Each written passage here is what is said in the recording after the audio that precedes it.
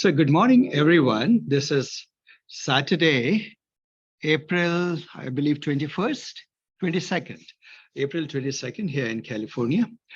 Yesterday was one of the important Indian festivals, Eid. So happy Eid to all of you. Because of that, I noticed the in-person attendance is a bit low, but almost everyone has dialed in remotely. So good day, probably. Who is there right now? Here is Sukhpal and Praveen and Sushinder. They are here. Oh. And I think Dennis is also here. A couple of folks are here, a few folks. Almost everyone else is remote today. All right, folks. So to get started, last time our theme was, we continued on the theme of transfer learning, and we delved into fine-tuning models. What did it mean? In transfer learning, there are two phases, to recapitulate. The first phase is someone trains a model for a particular task. And generally, when you train it for a particular task, especially these large language models, these transformers, it takes vast quantities of data. Once it is trained for a particular task, the second leg of the journey comes in. You ask the question that for my particular task, can I use this pre-trained model with all its weights and biases established? Can I use it for my task? Now, the answer could be yes, if the task for which it was trained is exactly the task that you have. It may be a qualified yes if it is the same task, but the data on which the pre-trained model was trained was more generic or was different from your specialized data set, in which case it may work with a certain degree of accuracy, but may not work as well. We saw that as an example for tweets and sentiment analysis. If you take a sentiment analysis engine that's been pre-trained on generic data, it gives a certain degree of accuracy on financial tweets. But if you take a model which has been pre-trained specifically on financial data, you get much better accuracy on your own financial tweets. So that makes a difference. Which data was the model trained on? Even though it's the same model, what went in training the model? Because what went in training the model, ultimately, it determines the values of the weights and biases of the checkpoint. So when you download the checkpoint, it's more optimized for the data set it was trained on. Now, a third thing, typically what happens is you encounter situations in which you want the model to perform very well on your specific domain. You need to do some domain adaptation or fine-tuning of the model.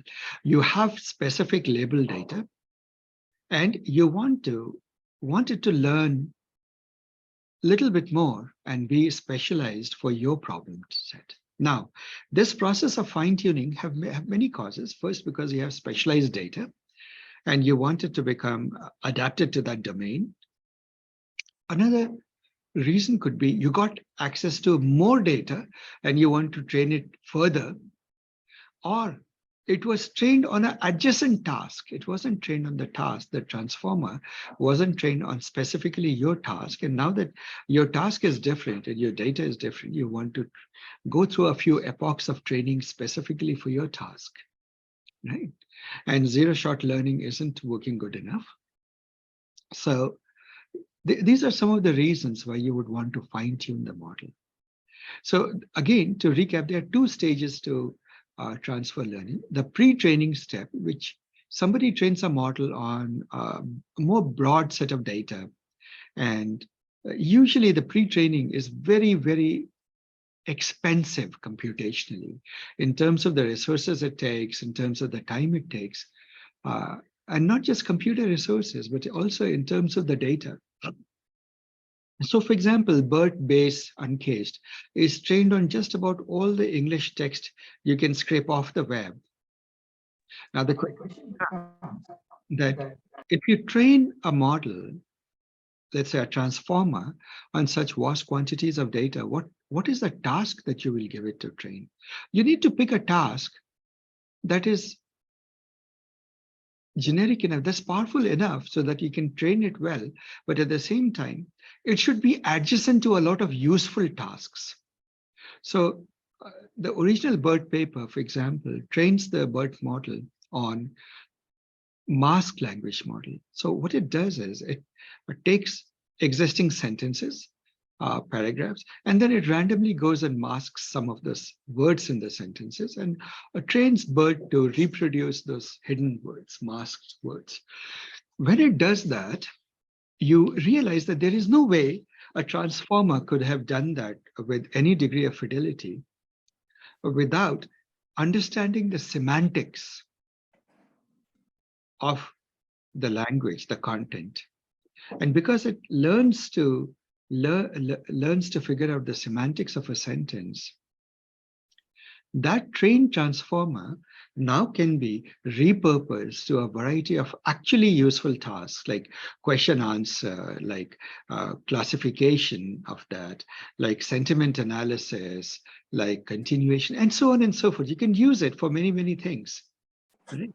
So that is how you train a model. Now, these trained models, pre-trained models, are trained on through a process of self-supervised learning, because nobody can create a trillion rows of data, label data, despite throwing armies of people to label data. Labeling data happens to be a very, very expensive and time-consuming process. As you probably know, today, companies that do the labeling of the data, while it may look tedious or low tech, they're actually minting money. They are minting gold because there are so many AI companies that want label data. Right? So it's the old, the gold rush in California. When the gold rush came, the companies that really got rich were the ones making the shovels and the jeans, right? For the process, the tooling. And so these label data companies are doing extremely well from what I understand. If you're in a hurry to make money, go start a data labeling company. The scale AI. Scale AI and yeah, Very good business. Very good business, yes. So, but when you pre-train one of these large models, you can't, even despite that, you can't really get a lot of trained data. So what you do is self-supervised learning. You take a task in which you can create, in a sense, labeling out of the data itself. If you mask a few words in a sentence and you ask it to tell you what words were masked, you have essentially created label data. There's a masked sentence and there is an inferred word or words that have been masked. So you have created label data to do supervised learning. Right? It sort of is paradoxical that you can do supervised learning with data that you have just scraped off the web and that is not labeled. Now, having done that, when you fine-tune a model, you don't need so much data because some of the harder things is already done. The transformer is already trained to understand the language. So if you want to, for example, fine-tune it for the medical domain or finance domain, etc., you just need a few samples. And how few depends. It's a case-by-case situation. Sometimes, I mean, on the one extreme is zero shot, right? You just try to give it new labels and you say classify into these labels. It can work surprisingly well if the vector embedding of the target space is effective, the semantic vector embedding. And we learned about that in the very first lab, how to do vector embeddings, semantically aware vector embeddings.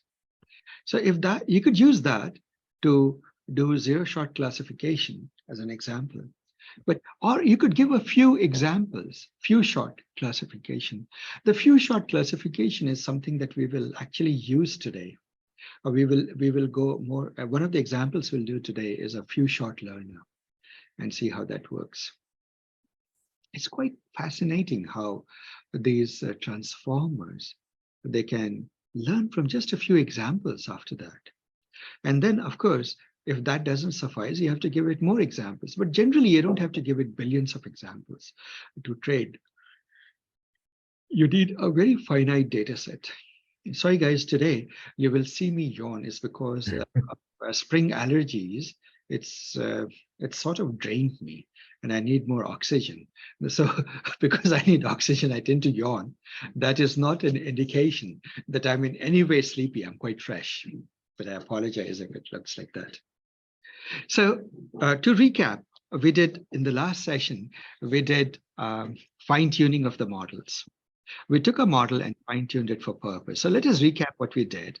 We took a data set, which is the GLUE MRPC data set, which is the second given two statements, is the second one genuinely a paraphrasing of the first one, right? So that is why it's the Microsoft rephrasing corpus in the GLUE. It's part of the GLUE benchmark. How did we do it? We first, let's repeat what we did. We took a pre-trained checkpoint. And which checkpoints did we take? We just took the bird base uncaged, which we have been using quite often.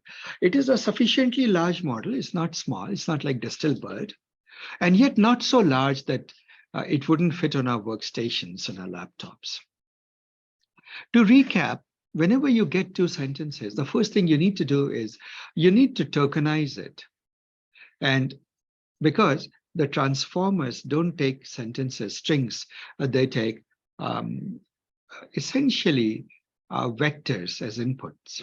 All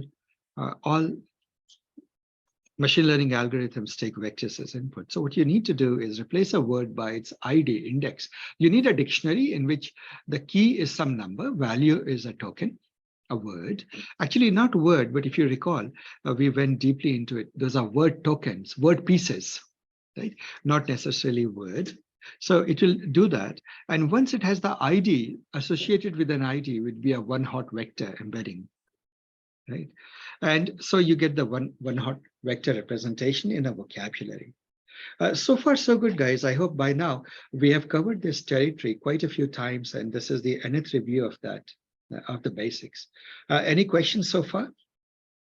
The data collator that you used here with Yeah. padding, can you just elaborate a little bit about why we needed to use the data collator here?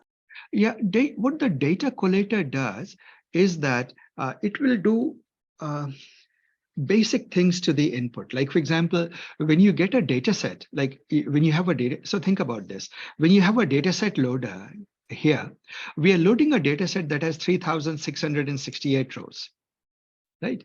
It's made up of sentences.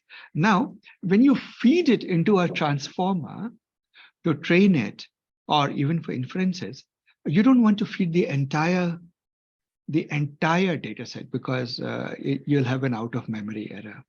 And even otherwise, a batch training, even if there was no out of memory error, a complete full batch training is generally ineffective. It is far better to learn from mini batches of data. So people, when they say batch learning, they actually mean mini batch. It's an abuse of the term, but they mean mini batch.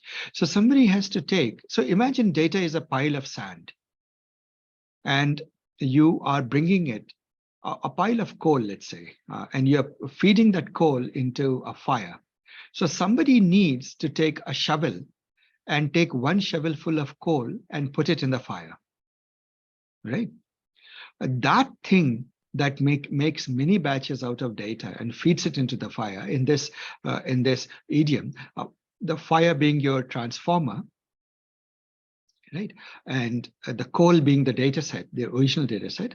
So the in-between agency, that is the shovel that brings many batches of coal and feeds the fire with it, is the data collator.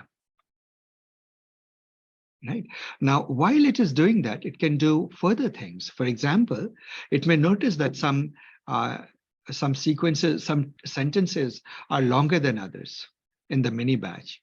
So what it could do, for example, as added functionality, is it could make all the sentences the same token sequence length, right? So it could pad it with empty tokens so that it truly looks like a matrix, a proper even matrix.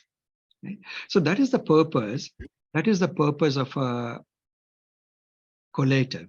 So this is it. You know, you have a data loader Data can become tokenized, but when it becomes tokenized, the sentences are. So what you do is you take a mini batch, you feed it into the token, you take the entire data set, it becomes a whole lot of tokenized data now. But you don't want to feed all the tokenized data. You need to take mini batches of it and feed it to your Fire or feed it to your transformer. So the person that does it is the data collator. And it will, along the way, also pad those sequences of tokens to make them all the same length. So, Mosby, does that answer your question? Got it. Thank you. Yes. So that's what the data calculators are very useful. If you folks remember in PyTorch, that's what we do. We always the dataset API in PyTorch inherently gives you an iterator. That iterator brings you mini batches of data to feed into the training, into the model. It's exactly the same thing. What is iterator there is data collator here. Right, in the Hugging Face language. So, and I apologize for those of you who haven't taken our deep learning course. By the way, deep learning course, 2 announcements. I'm postponing it by a couple of weeks simply because we are extending this course by a couple of weeks. So one of you who is friends with Shahnawaz, could you please tell him that we are postponing it till NLP workshop finishes? Yeah, Asisa, we'll take care of it. Please take care of that. Huh? And Sushinda, you have also registered. You are aware of this. So, so deep learning course will start therefore 2 to 3 weeks later. Let's finish this course properly. We still have some territory to go, some beautiful things to do. Also, can I ask a question before you go forward? Yes. So different LLMs, so different companies have their different language models. A lot of them are trained with different number of data points. And then in the second dimension, we have some that are labeled and some that are not labeled. So some have labeled and not labeled. I know you mentioned Scale AI labels them, but Scale AI also has another section that does fine tuning of these models for them and does research work on that. So what are some of your thoughts regarding that? See, it is true that, so there are 2 ways of looking at it. First is companies are coming up with adaptations of the transformer, their own homegrown adaptations. For example, GPT-4 is not just scaled up, but there is a bit of reinforcement learning thrown in. I mean, in the chat GPT, by the time you come to it, there is the GPT-4, but then there is also the Interpret AI and a bit of reinforcement learning and so on and so forth. So you throw in your special flavors of things that makes it unique for you. But even when you do that, you do feed it your data. So a close analogy is 2 people. You take twins, right? Or you take 2 people, 2 brothers who are sisters, who are maybe 4 years apart, right?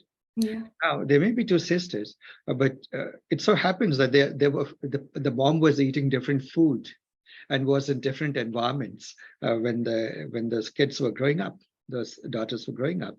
And when they grow up, they learn from, maybe they go to 2 different schools and learn different facts. So at the end of the day, what will happen is, first, genetically, there will be variations. Secondly, their development, what they were born with may be different. Right? One may have gone malnourished because the mom was going through a patch of economic hardship. Another may have come out as a really well-fed baby, healthy baby, and so forth. So they may be fundamentally different. And then the education, if they go through different education, different experiences in life, and you know that no 2 sisters are ever alike. 20 years later, when you meet them, you find that they are different people and some very similar to the AI models. At the end of it, every company is doing some variation in the architecture. So they're inherently slightly different, though fundamentally, frankly, I don't think that, all things considered, there has been any very big breakthrough since the original transformer paper. We have just scaled that same idea up, added things to it. There have been fascinating things done. I don't want to devalue that. Very fascinating applications of the transformer. But the transformer architecture hasn't been reinvented in any fundamental way. But a lot of different Data has been fed into it to create these pre-trained models, and people are precious about it. Next comes the question of the scale AI. See, in business, it's very common. You annex adjacent territory. So if you're labeling data, you ask yourself, what are the clients doing with the label data? They're training it for something. You ask this question that if they are fine-tuning it, they need data scientists. But if you could fine-tune it for them, they won't need those data scientists. And then they could just, you could even deploy it as a service, and they could just be using service, and their software engineers would be just fine invoking the service, right? So it's just value add. You go and annex neighboring territories. So it is both a pre-gone conclusion that companies like Scale AI would venture into the territory, and it's smart of them. That's what business is. So there's two kinds of labeling that I saw. One in computer vision, when Tesla was labeling it, they had somebody in Guatemala, draw this is a car, so they can see. They would take their mouse and they would like click dots over it, like kind of what we used to do for segmentation, in the old days. So they would do that. That's kind of how they would label. But I also noticed that there's another labeling for large language models. How they did it was completely different. There was some set of skills. But this is funny because they sent some of these to Guatemala and some of these to India, and there was scales in terms of, is this happy, is this sad, is this so they had different ways of labeling. So what are your thoughts on the different techniques, labeling techniques that are out there? Because even Snorkel AI's tried automated labeling, Pinecone. All these people had new tools. So what are your thoughts on labelings? This might be a digression, but I think since we're going into LangChain, some of this might be important. Yeah, we'll come to that. So it's a very good question, Shadi. And the best that I can answer is by quoting Leo Tolstoy and his book, Anna Karenina, which starts with the famous sentence, all happy families are alike. Each unhappy family is unhappy in its own unique way, right?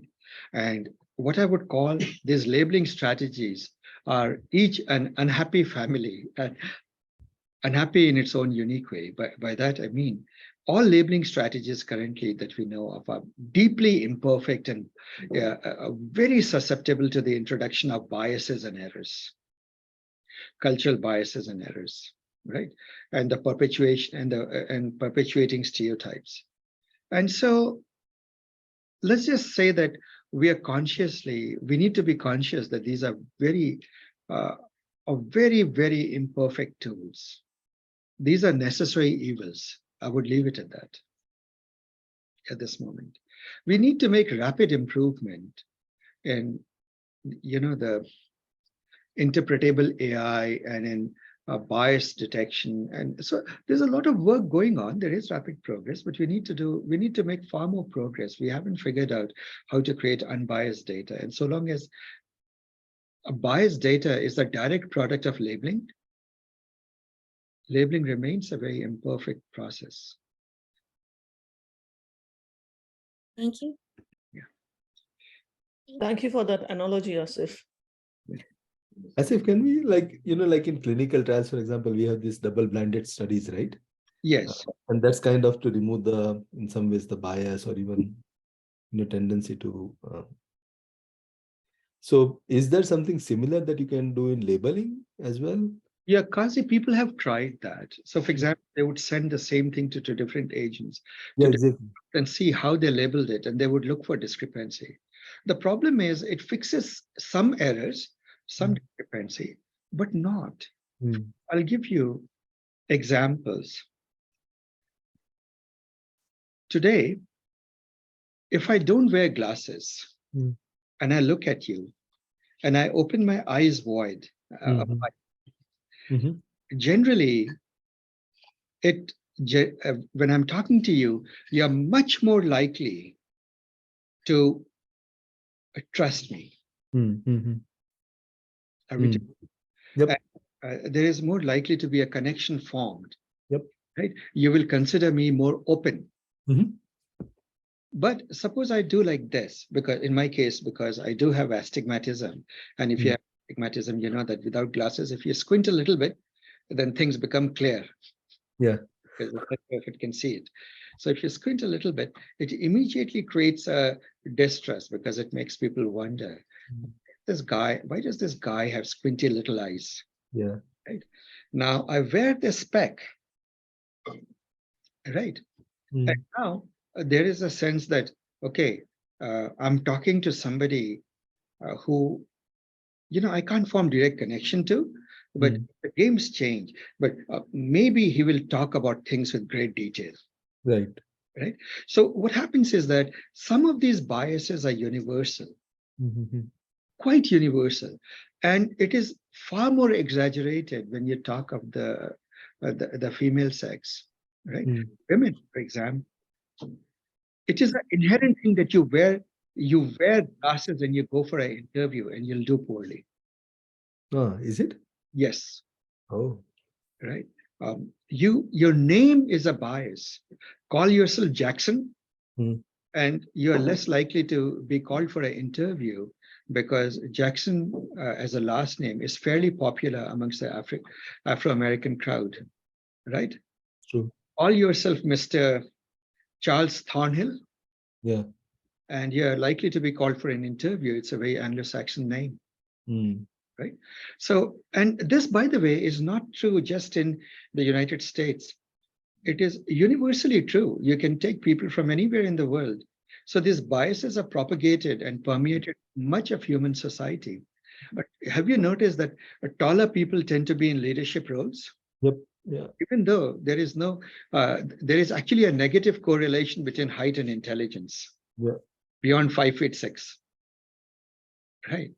So yet you tend to implicitly consider taller people as better leaders. So it's very, very hard to remove biases, and especially for people who are on the significant minority of society.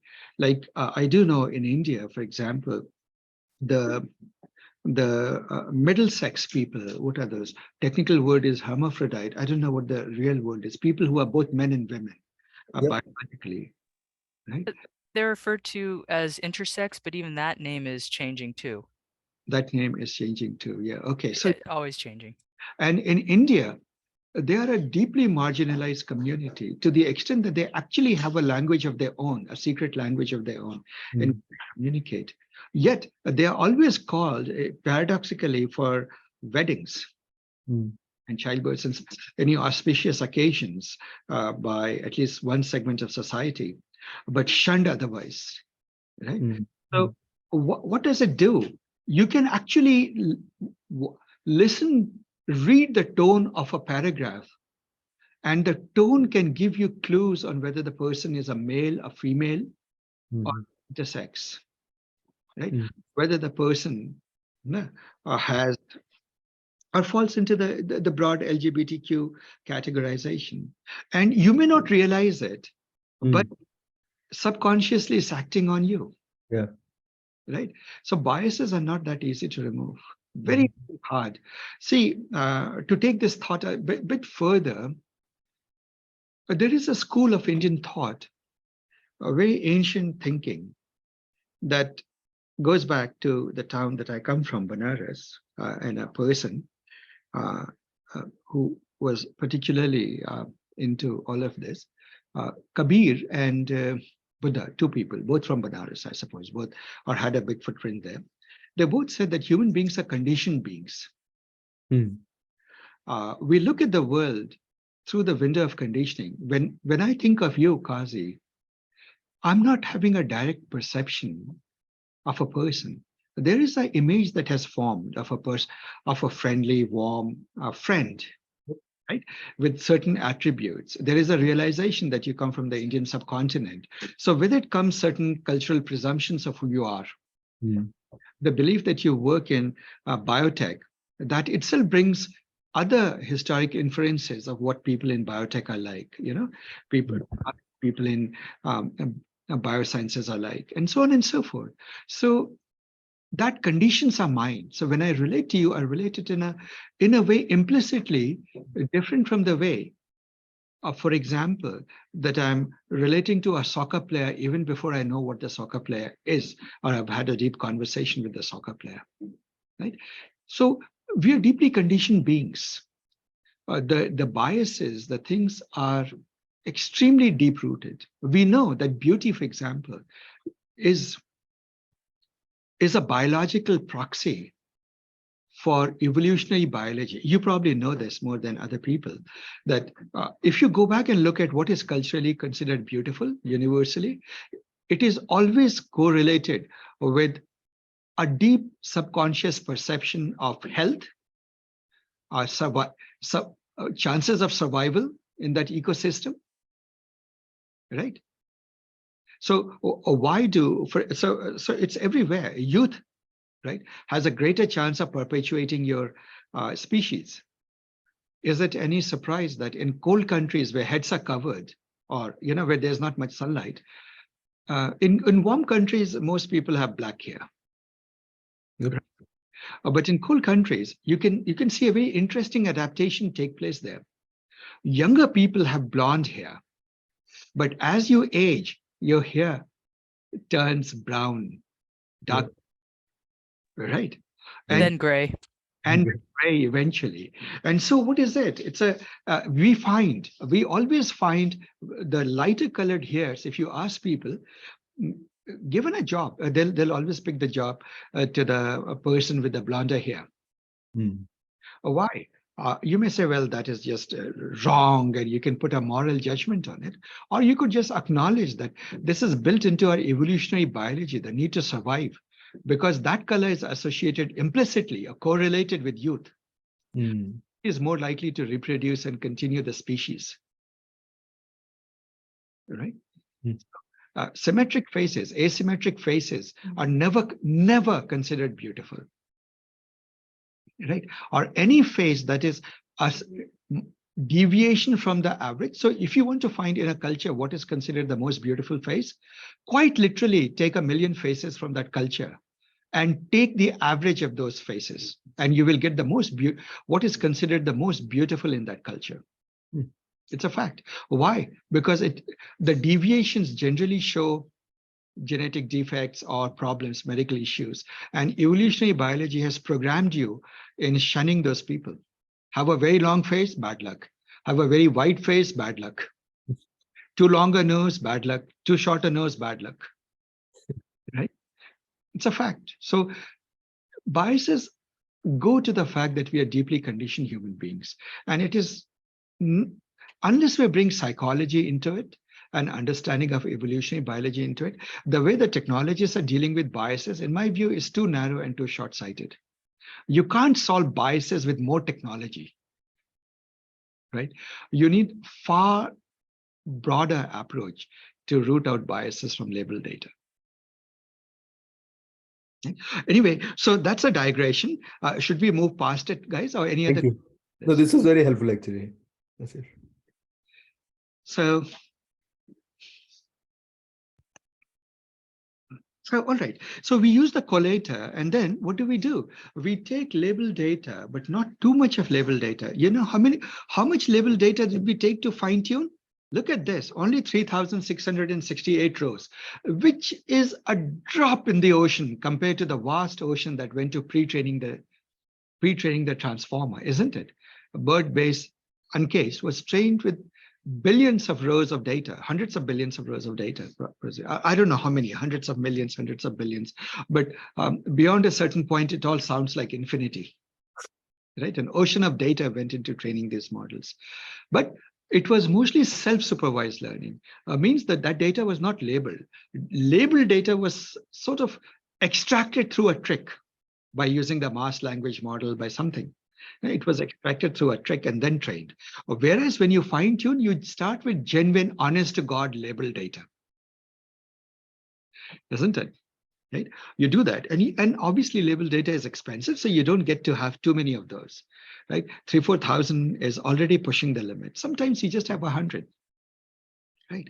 So you fine tune it. And when you fine tune, you realize that just the fine tuning with 3,000-4,000 rows already takes time. It takes Well, on my machine, it took 36 seconds, right? So on some of your machines, probably it took 10 seconds if you have more powerful GPUs, or in some other people's machines, it probably took somewhere between half an hour to an hour, right? If you are working on laptops or one of those Macs. Anybody has a number for Mac M1? I think you would have that, right, Praveen? Yeah, 15 minutes. 15 minutes. Yeah, max are 15 minutes. Some of you were using Windows laptops. I noticed they were taking half an hour, 40 minutes. And so on and so forth. Depending on the power of your laptop, it took vary. So you can just, the reason I'm bringing it up is it should give you a sense that to train with just 3,000-4,000 rows, it takes that long. So how much computing hardware does it take to pre-train this model with billions of rows of data? 1 second, guys. I will take this.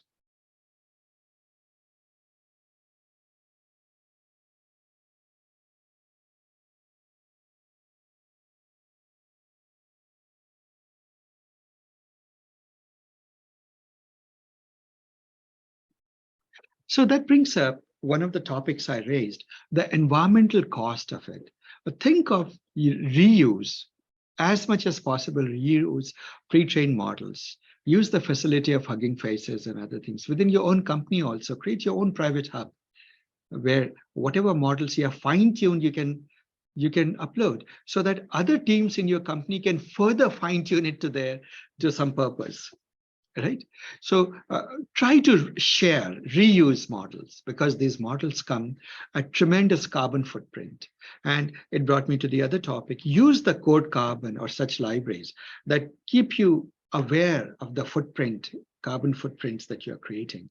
That is quite a substantial footprint. The second thing we talked about, which we sort of today talked about also in great length, is these models contain all the biases inherent with the data. So when you use these models, remember that you are amplifying and perpetuating those stereotypes and biases. Right? Recently, I heard a statement saying, and this is quite commonly heard, that writers are history. Now the chat GPT and these large language models will do all the writing. But can they? Can they do it? These are not things that are capable of true originality, right? These are rehashers. These are mechanical parrots. They look very intelligent. They can rephrase, paraphrase, synthesize, but synthesize from what? From the data, from the things that they have learned, from all the writing that has preceded 10,000 years of human history that has been encoded in writing. They're learning from that. So if you generate more and more content, if you let these models keep on generating content for you, what you will get are infinitely many variations of the same text applied to new circumstances and new prompts.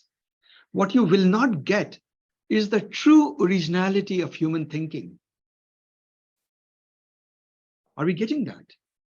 Right? So for example, let's just take the hypothetical situation that theory of relativity is not yet discovered. We are in the world of Newtonian mechanics. All the knowledge with which you have trained the model is the Newtonian mechanics. Is it at all conceivable? Think about it for a moment. Is it at all conceivable that your large language models will ever stumble upon and discover the theory of relativity? The time and space-time are intertwined. The time dilates and space, right? Can length shrink and so forth. They cannot. It could not possibly conceive of the idea that everything has an upper bound on the speed. Nothing can go faster than the speed of light. These are basic ideas we learn in high school physics, right? And yet a moment of reflection will convince you that there is no conceivable way that they can ever invent new knowledge like this, right? I would be happy to be proved wrong, right?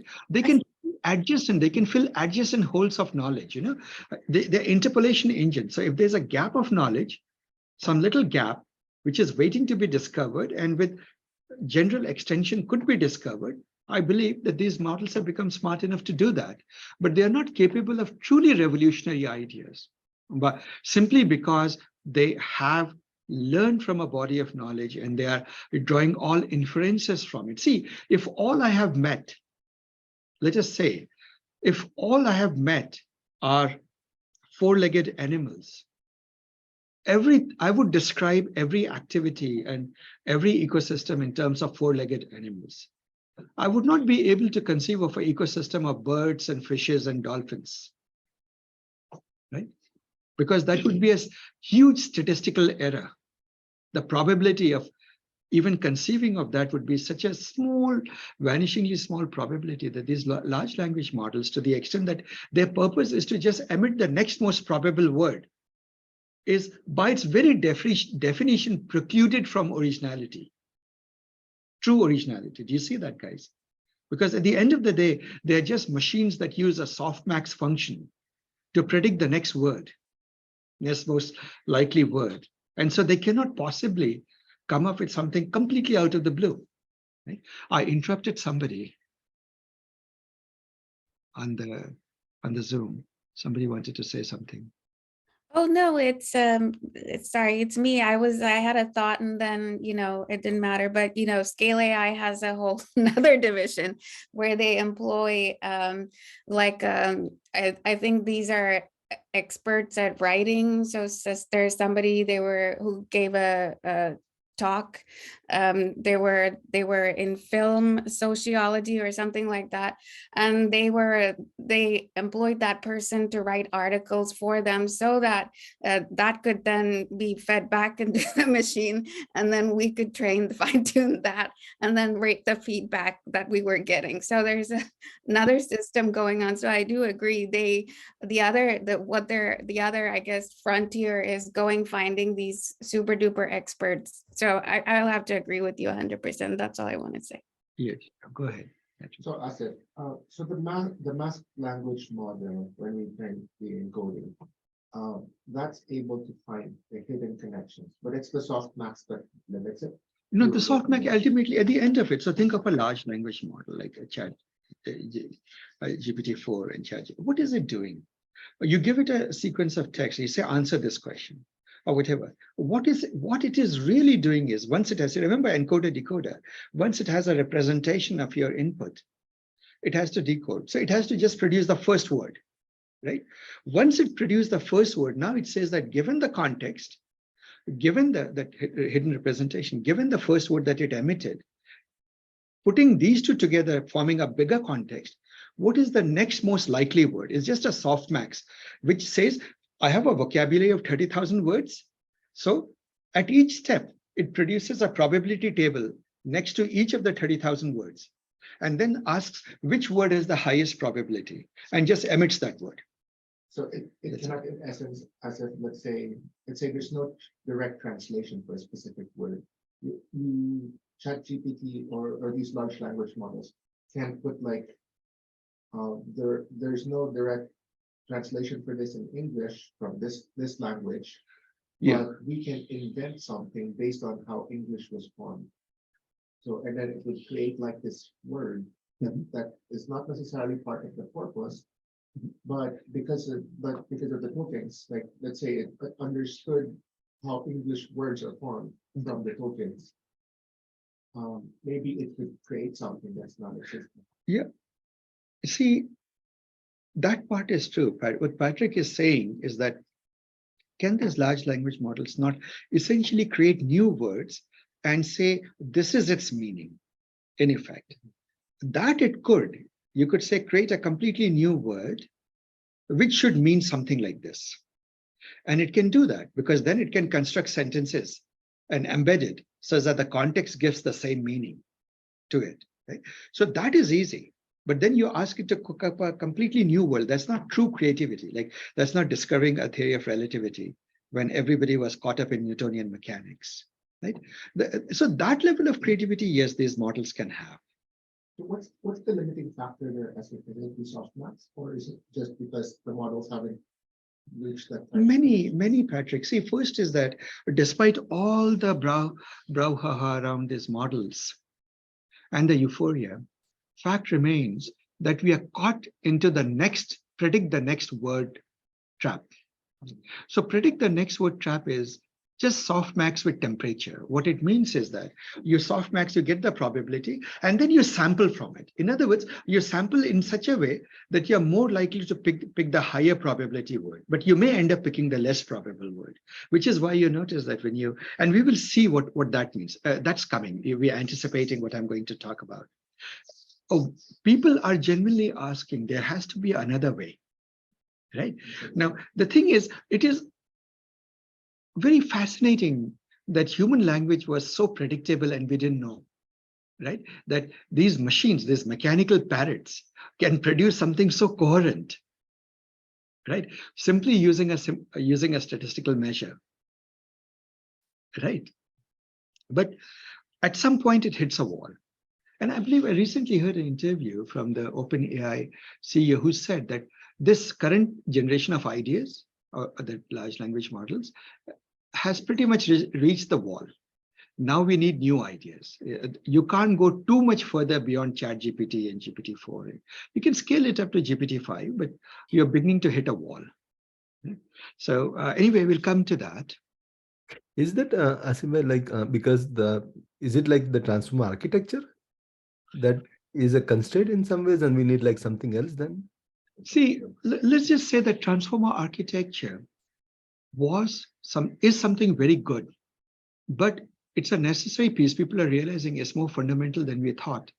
But people are more worried about what is it that we are missing.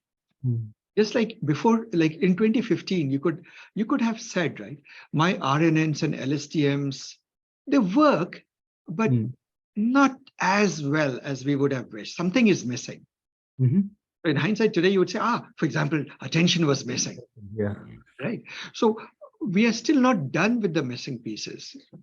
We are still discovering the missing pieces, and the journey goes on. See, since you brought that up, it's a little hard to answer that because in science, everything has missing pieces. In fact, that is Gödel's incompleteness theorem. The great mathematician and philosopher Gödel, he laid a fundamental statement in the theory of knowledge. He said, all knowledge is inherently incomplete. He was trying to solve the Russell paradox. Bertrand Russell threw a paradox. He says that if a barber cuts everyone's hair who is not a barber, who doesn't cut his own hair, then there is a contradiction in the village. Who cuts the barber's hair? Right?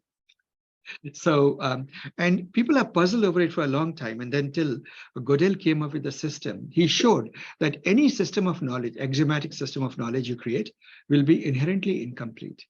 And that was a profound statement to make, because if you look back historically, people have always dreamt of answering every question. If you look at mythologies, right, there is an answer to everything. Why is there sun? Why do we have days and nights? Oh, because the fairies or angels are carrying the sun around, right? And then the sun goes to rest. And so every question could have been answered and you couldn't contradict it. The two problems with those systems were, and you don't have to go far back. If you look at even more recent things, the 20th century philosophies like psychology theories like the Jungian philosophy and the Freudian psychology and the Jungian psychology, today we consider them more or less nonsense. Freud did make fundamental contributions to psychology. He was a great thinker, but his theory ultimately turned out to be wrong. One of the problems with the Freudian psychology was every question could be answered. Like, why is a person having this behavior? Oh, there is an answer in Freudian psychology. The problem with it is you could answer it. It was a complete system. Every question had an answer. And the other problem was it was completely unfalsifiable, right? For example, if I say that, why are you having, why is your neighbor not as happy as you today? Right? And he has a glum face and he was rather angry at you when you went for a walk. You can say, well, it has to do with his childhood issues, right? And how he was treated by his parents. The trouble is, how will you disprove that? How will you falsify that statement?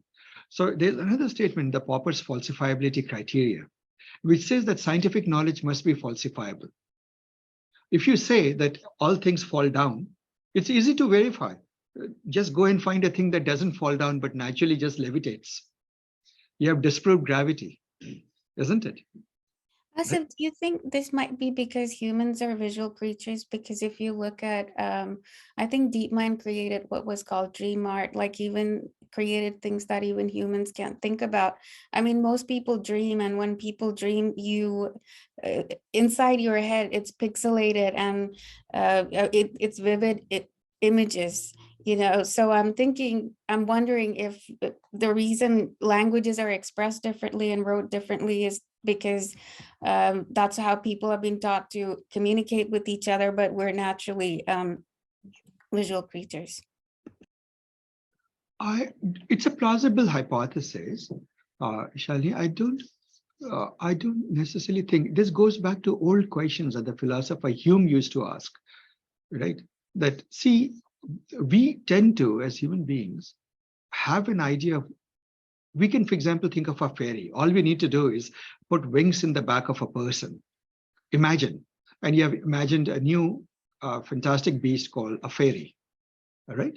Or a Pegasus or something like that, things like that, a winged horse. But we also know that if you really look around the world, very unlikely that you'll meet a fairy today, right? So empirically, you don't find those things. The mind can construct out of components. And what is, if you look at that thing, I'm aware of that work, what it is doing is, it is creating alternate universe of things by composing things that you don't see composed together in the real world, right?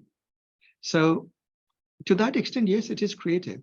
But anyway, to the point that I suppose I'm making is that I think I lost the thread of thought, but basically where I was going to is these large language models are missing some pieces, but it is the nature of scientific pursuit or scientific journey that everything is missing pieces, right? That is what Gödel's incompleteness theorem is. In fact, systems that are complete are nonsense. For example, religious systems, each religion is absolutely sure it is right. Have you ever found a believer who is not sure that all the answers are there in their sacred book? Right? Hindus are sure all things are answered in the Vedas. Christians are sure it's all answered in the Bible. Muslims are sure it's all there in the Quran. Right? And I'm sure that if we talk to, I don't know, horses, they will they'll tell you that all questions are answered in that grassland. You just have to look at it more carefully. So systems that answer all questions are complete systems, and generally they impede progress. You know that all countries, the moment they get heavy with these mythologies and religions, progress stops. The Dark Ages in Europe were the ages of belief. The Enlightenment started with doubt, with the scientific journey. Scientific journey inherently says everything we know is wrong, but what we know today is less wrong than what we knew yesterday. What we believed in yesterday, and everything is incomplete. So to that extent, computer science, AI, is also an incomplete field. Today we discovered transformers is one piece of the puzzle, the attention, but we don't have all pieces of the puzzle. In fact, I dread the day where people begin to claim that we have all pieces of the puzzle, because then it won't remain a scientific pursuit. It will become yet another religion or dogma, right? So we don't want to go there. We want to forever feel we don't know and forever be on the scientific journey, exploratory, learning new things. Isn't it fun to always be discovering new things than to already have our head filled with answers to every question? So that's sort of a more big answer. Sorry for the philosophical tangent. So now coming to things of today. We will talk about the world of, in some sense, composition, composing. We know what large language models can do, right? They also, and today in particular, we will end up focusing on generative models, right? That given some input, produce some text as output for now. And what I would like to show you are the possibilities. So you ask this question. Suppose I were to ask a large language model a question. What is the height of Mount Everest?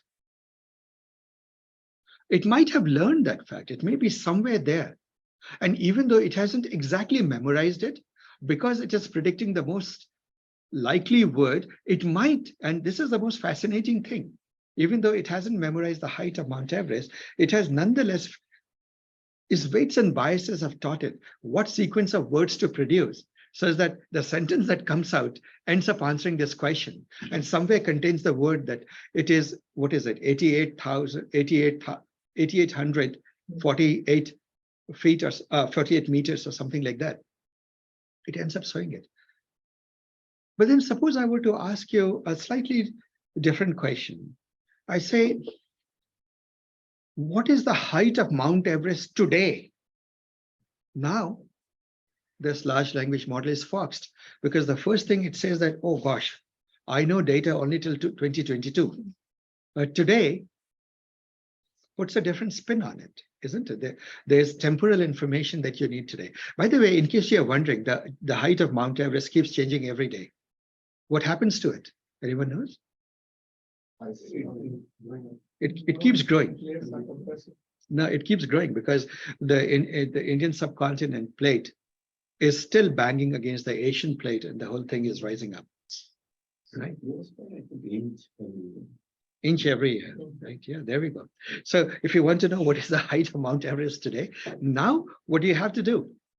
You have to, this thing has to go find out the latest information somewhere. And well, you could go to Google and you can get the latest information. But when you do get, you might end up getting that information in feet, because in US, we tend to, well, much of the world has moved to the standard units. Here, we still swear by the imperial system, the Brits, right? Even the Brits have moved to standard units, but we use the imperial system of feet and pounds, right? And miles. So it will tell you that it is so many miles high or so many feet high. You may say, well, no, tell me the way the rest of the world understands it, the scientific community understands it. Give it to me in standard units. Now there is a problem, because just a direct statement, what is the height of Mount Everest today? Just height of Mount Everest, it would, the probability engine will end up producing the answer in feet, right? Or it could say, I can go search the web, and it may search the web and Google may answer it in feet and say, well, I'm telling you today the height is this much. But then you have a problem. You need to convert that feet into meters. So think about it. You need three pieces in the journey. You need to Google up the latest information, right? You need to then apply a math engine to convert it to meters, from feet to meters. And then suppose I tell you, if an airplane needs to fly 1 kilometer above the mountains, minimum 1 kilometers above the mountains, how high does the airplane need to be when flying over Mount Everest? Right? So you know that the answer is there. It is there. But you need to build it out of pieces. You need to Google up the height of Mount Everest today. You need to convert it to meters. You need to add a kilometer to the answer. And finally, you'll know how high the airplane goes. As if you've just told us what prompt engineering is and what prompt. Yeah, this is it. Yeah, this is it. And we will learn that today. So today is the beginning of a new thing that in natural language processing and broadly in AI is the dominant activity. It is about language chains and prompt engineering. How do you put things together, many pieces together, and do a task? The closest thing it reminds me of, very naturally, I work on Linux systems. On Linux, what do we call these things? A similar thing, when you stitch little pieces together to do something bigger. Pipe. Yeah, pipeline. You create a pipeline by using the pipe command, right? And it is surprising how in one line you can accomplish what entire softwares on Windows do or Mac do, right? So the same, if you're used to pipeline and Hugging Face's pipeline, language chains are just language pipelines, right? And we will learn about that. And one of the things we will learn along the way is this, have you heard the story of Alibaba and 40 thieves, right? So the way the story goes, it's part of the Arabian Nights, or in the East you call it the Alif Laila. He discovers a cave in which some thieves go and stand in front. There's a big rock, and the thieves have to do a special intonation. They have to say, in English you would say "Open Sesame," and in Hindi, in India, they say "Khul ja sim sim" or something like that. And then the big rock moves, and you can go inside the cave, right? So these language models are like caves with a door to them.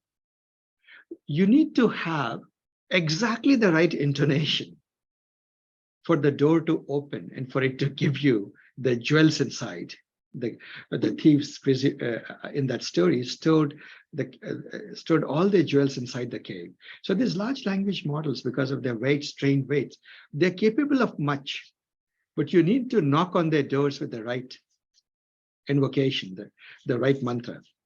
And so the art of creating the right mantra, the art of the right invocation has now developed a name. It is called prompt engineering. Right now, a word of caution on prompt engineering.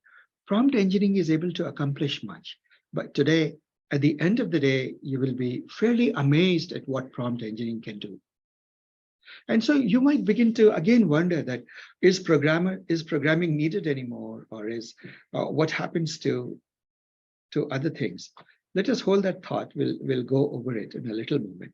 But first comes basic setup. We will use LangChain, which is the dominant at this moment, the most popular, even though it is at 0.146 version or something like that, right? A very modest number, speaking to how bleeding edge it is. It has still become the dominant tool used. And somebody just mentioned, I think Chris Nguyen just noticed that, and I think Shalini, I think you pointed out, or Patrick, you pointed out Chris Nguyen's article, which said that she looked at the top 10 most trending projects on GitHub, and they were all generative AI, and many of them were just direct users of LangChain, creative users of LangChain. Right? So it should give you a sense of how vital is it for you to learn LangChain at this moment. By the way, none of these things existed the last time I was teaching this course. These are all very bleeding edge, very recent, very influential. So we will deal with that now. So what do? We'll set up our environment. So guys, we'll take a few examples. For this example today, make sure that you have installed LangChain, pip install LangChain. If not, uncomment this line and run it. Make sure you run it. And also install Google search results, because we will take this example of the height of Mount Everest today and how high should airplanes fly over it today. Right. So, by the way, it's a concocted example. So don't read too much into it. You can counter argue that no pilot in his right mind ever measures his heights down to the inches. Right. But we will, for the sake of pedagogy, we'll assume that it is needed. Here we go. So we need some imports. These are your imports. And I tend not to use print. I use print, but sometimes it's a little neater to produce your output in a good HTML format. So I use display HTML. Function. So once we have done that, you need two things. And this is part of it. This is where you start paying your pound of flesh to these companies now, commercial companies. OpenAI requires you to get an API key. You must go get it. So first task, you will go register there. In this break we'll take, you'll go register with OpenAI and get yourself a key. You'll also get yourself a key from the SERP API site, right? For searching. And these are things that people use quite commonly. So do get those keys and then set your environment variable. One thing that I notice a lot of Jupyter notebooks online or the tutorials, they hardwire the key in a cell, in a Jupyter cell.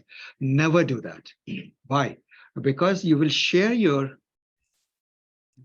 notebook with your colleagues, who will share it with other colleagues, who will share it with someone else. And before you know it, the whole company is raking up bills on your behalf.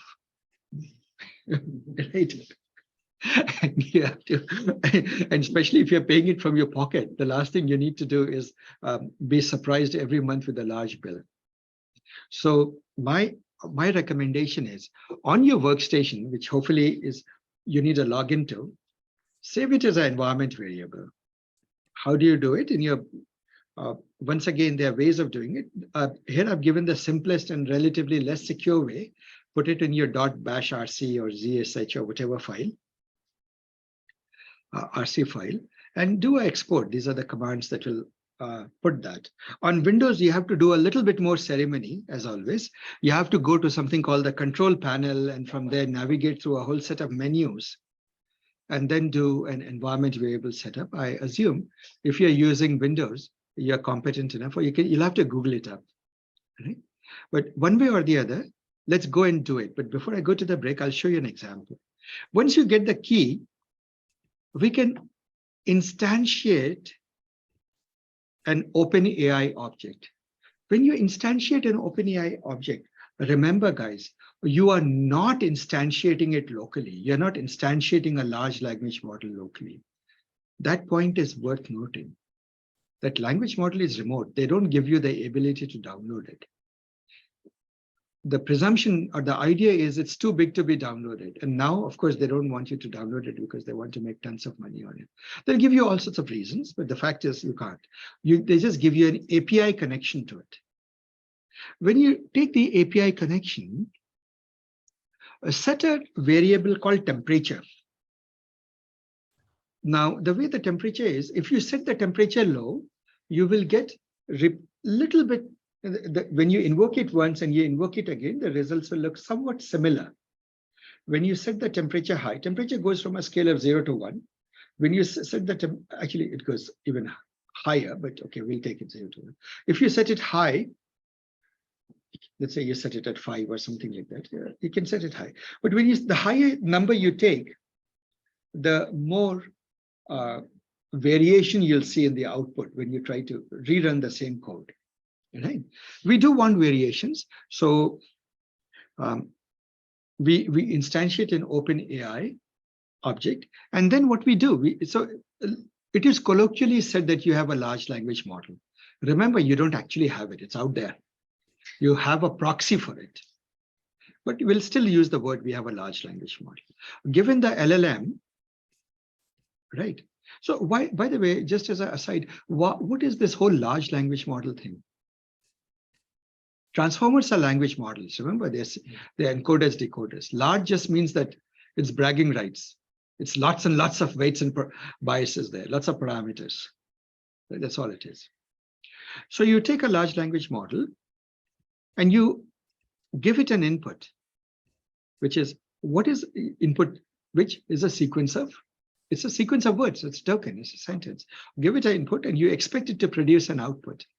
Remember, these are in the generative mode. You're not doing classification. You're not doing anything else. You're just doing, you are finding mass words. You're actually in a generative mode, right? You're saying, produce some output based on this question, answer this question. What is a good name for acute Mobius strips? Do you guys remember what a Mobius strip is? Yeah, the one that did not have a surface. Yes. Yeah, The that's strip of paper you cut and twist and connect it. That's right. It has only one surface, no inside outside. In other words, it's a non-orientable surface. So it comes up with the answer, twisted twirl. Fairly reasonable, isn't it? Then next time you invoke it again, it comes up with a twisty loop. Do you see that? It's coming up with different answers. And you can run it on your own in a bit in the break, and you will get some sense of where it goes. Right. So actually, it's been an hour and a half since I was talking. I'll take a 15-minute break, guys, and do this setup and reach this place, run it to this level. Getting your keys, setting up your environment variables will take time. Let's make progress together after that, because then we'll venture into more interesting territory. Yeah, I tried it. I'm getting a rate limit. Oh, make sure that you have entered your credit card. Remember, they need your pound of flesh. Get a paid account. Yeah. So guys, Ask for this. say that again, please. How much would they charge for this? You'll find out at the end of the month. Ah, so like I have an OpenAI account. Yeah. So what do I do? Paid click there, a billing, go to billing and go into a paid account. Set up a billing account, paid account. And when you do that, at this moment, for our simple tasks, you'll probably rake up maybe by the end of the day, some 50 cents, right? Oh, I can't find, if you have that link to the billing account, can you please share? Can one of you please do that? Maybe Patrick, could you please do that? I need to take a quick break, but if you could please do it. I need to take a call. So Yes. Patrick, would you please share your screen? Oh, I said, Yeah, and show it to them. And I'll just Oh, take, I see now. Okay, it's the upgrade, right? Yeah. and I'll pause the recording.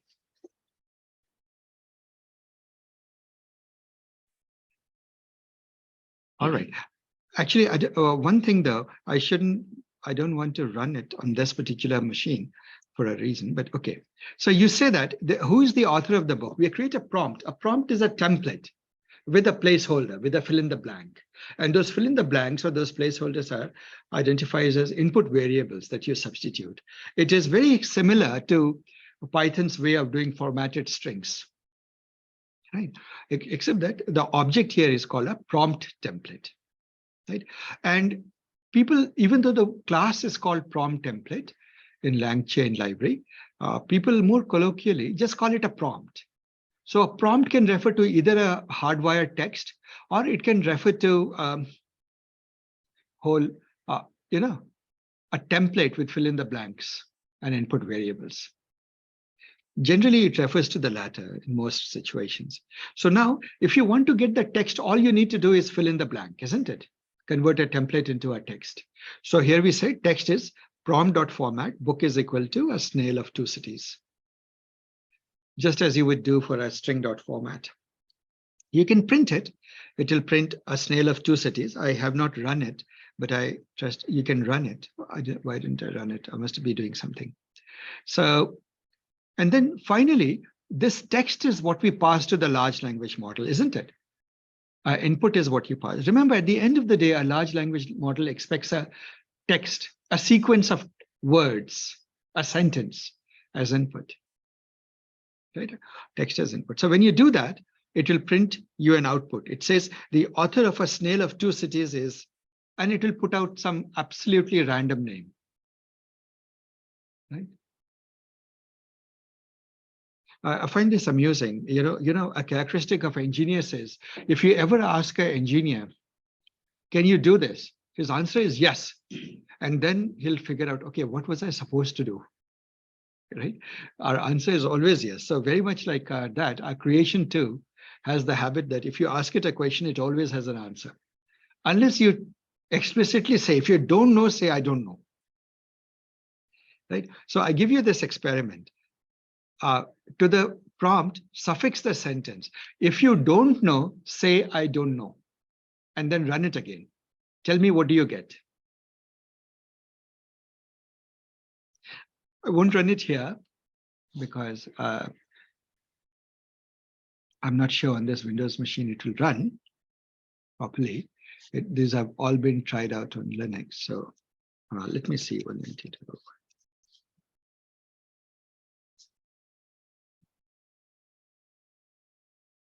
If I could connect to my Linux, for some reason, I'm not able to connect to my Linux. There's some networking issue, but we'll come to that. Okay, guys, did we all get outputs? Are you getting outputs on your machines? Anybody could tell me what happens if you add the... Yeah, it says if you don't know, say don't know. It just puts that verbatim. Yeah. No, but what does it say about the author? It gave some dummy name, but then I rephrased the prompt to say, if you don't know, say don't know. So And it then just, the if author. you don't know, say don't know. Oh, It just verbatim gives back. hmm. If you don't know, say don't know. So then you notice, guys, that this is a simple case in which what we did is we took a prompt template, gave it an input, name of a book, to produce the text. Then we carried that text over to the large language model, fed it in to get the output, isn't it? So we are carrying things, feeding things to one component, taking its output, feeding it to the next component, taking its output, right? Now, suppose you didn't have to do that. Suppose you could just give the name of the book and out would come the author. You can do that by concatenating these two components together, the prompt and the large language model. And when you concatenate them together into a chain, you have created your first language chain. Are we together? And the way to do that is very easy. Nothing mysterious. You instantiate a large language model chain. When you do that, the two absolutely, two ingredients that you want to give is what was the large language model? Well, the open AI model that you just instantiated, and prompt, the prompt template that you just created. And then what was the prompt expecting? What was the input to the prompt? The name of the book. What was the output of the large language model? The author. Right? So this time the author of the book turns out to be Pamela Duncan Edwards. For you now it says, I don't know. Yeah, good. Very good. As if question. So like, let's say, for example, if I want to use the large language model for summarization, Yeah. and then, but I also wanted to like then link it with, like something like a semantic search, where it goes and, finds like bunch of, books. All of that. We'll do all of that in the course, but another day. Okay. All of that is there. But you will already see how to do it by the time today we end today. So guys, that is a chain. So do we understand what a prompt is and what a chain is? Is the idea very simple, guys? Yeah. Maybe another question then. So like what I'm understanding is with the prompts, like, in for example, in pharma, we have, for example, you want to do some sort of summarization, but for medical notes. Yes. And medical, journals and text, etc. Right? And then on the call center side, they want to summarize more in terms of the, the notes captured in the call, right? And so I could have like almost in some ways different prompts, right, for each of those kind of use cases. Yes, you do. In fact, Kazi, that brings up the whole thing. Prompt engineering has become vital because you can give enough clues and enough examples so that it speaks the language, the pharma language, or it speaks the call center language. Call center language. They are tribal dialects, right? Mm. It learns to speak those tribal dialects. This is interesting. Yeah, thank you. Yeah, we'll do that. It's not as we are not too far from it. Let's say that it's likely to be our next day's lab, right? So, Abhijit, you have a question? Yeah, but just can you repeat on the chain part and the prompt part? Yeah. See, we know what a prompt is. Prompt is like it's just a fancy way of saying it's a fill in the blank string, right? Just like Python. Then it will take some placeholders or input variables, and when you do that, it produces a string, just like Python string.format that has some input variables baked in. And so that's what a prompt is. Now, suppose you want to do this again and again. You have a list of 100 books and titles, and you want to know their authors. So what do you want? Your statement is the same, right? Prompt template is the same. Who is the author of the book blah, book X? And then you give it the name. So it's a good candidate to create a prompt template. You do that. But what do? You have a prompt template, you have a large language model. You have to feed in the input, the book title, get the full string, and feed that to the large language model. Because large language model will only take a string, right? And that string that will come out, the actual input, that will go in will produce the author. Isn't it? So now you see that you are the one mediating between these components. So what a chain does is it says, you know, this is a no-brainer. All I need to do is whatever this guy produces, feed it to this guy. Isn't it? That is exactly what a Unix pipe command does. Exactly that. So a language chain is that. It will say, give me the components, and I will take the input of one and feed it to the, the output of one and feed it to the input of the next guy. And you can go on concatenating many pieces together if you want. Right? In fact, you can build language chain out of language chains. Right? You can have a certain language chain and treat it as a component in a bigger language chain. And you can go on doing that. Right? And that's where the whole fun comes in. And you'll start seeing it in a moment. So what I do is, how do I create a language chain here? Just you create a language chain out of the prompt in the large language model. And when you do it, the input goes to the prompt. So what was the input? The name of the book. You could have, by the way, say the book is equal to A Snail of Two Cities, right? But yeah, and then you say print the author, and it will give you an answer. Abhijit, does that answer your question? You see the value, right? It saved you the burden of being the guy mediating between the components. You don't need to be. You just chain them, and to you, the whole thing acts as one component. In goes title of the book, out goes the author of the book. And that's it. And that's a chain. That's a basic chain. And now we come to something where the power of these chains come from. It is the concept of an agent, right? And the word agent is very interesting. The word agent permeates a lot of AI, artificial intelligence, and etc., etc. Agents implicitly are things that are capable of doing something smartly. Right? That's one way of looking at it. Anyway, what the agent does is, suppose you ask this question about the mountains, right? What is the height of the Himalayas today, or something like that, right? It will say, I need to search. So suppose an agent has access to tools, right? And a language model. The agent is the guy who takes your prompt, interprets the prompt, and figures out which of the tools, first which tool to use, then which tool to use, then finally which language model to feed it into. Are we together? And some of the tools themselves will be using a language model inside them. Right? So I'll take an example. We will, for reasons that will become obvious when you look at the question. So here's the question. What is the height of Mount Everest in meters today? Right? If an aeroplane has to travel 1 kilometer higher than that number, how high should it be? Right? So do you realize? So now there is something interesting. I interjected today, right? Recording in progress.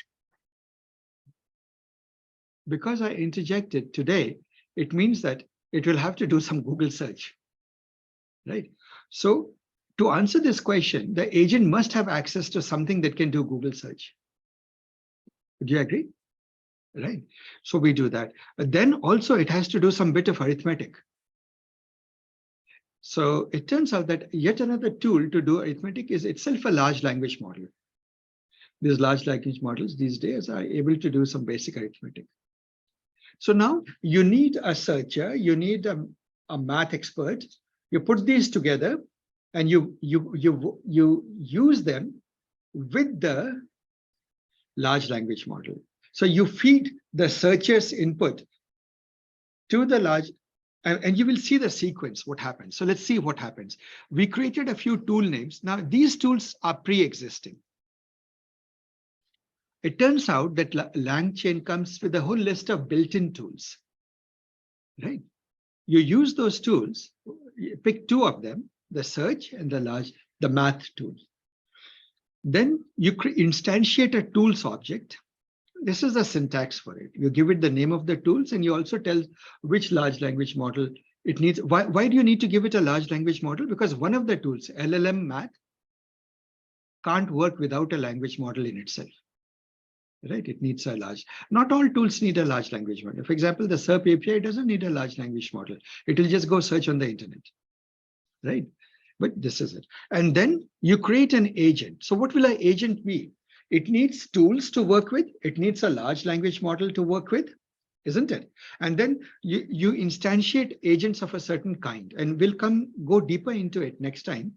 But at this moment, just assume that there are different types of agent, and zero-shot React description is one. Good one. It's a good default one to pick for many situations. For us, agents already. So you said there are many kinds. Are they somehow like retrained or understand a specific? Yeah, context. Yeah. thing? Yeah, it's like one is a nurse and one is a doctor, Yeah. one is a carpenter kind of thing. Right. So to the carpenter, you need to still give the drill bits and the tools, isn't it? That's the thing.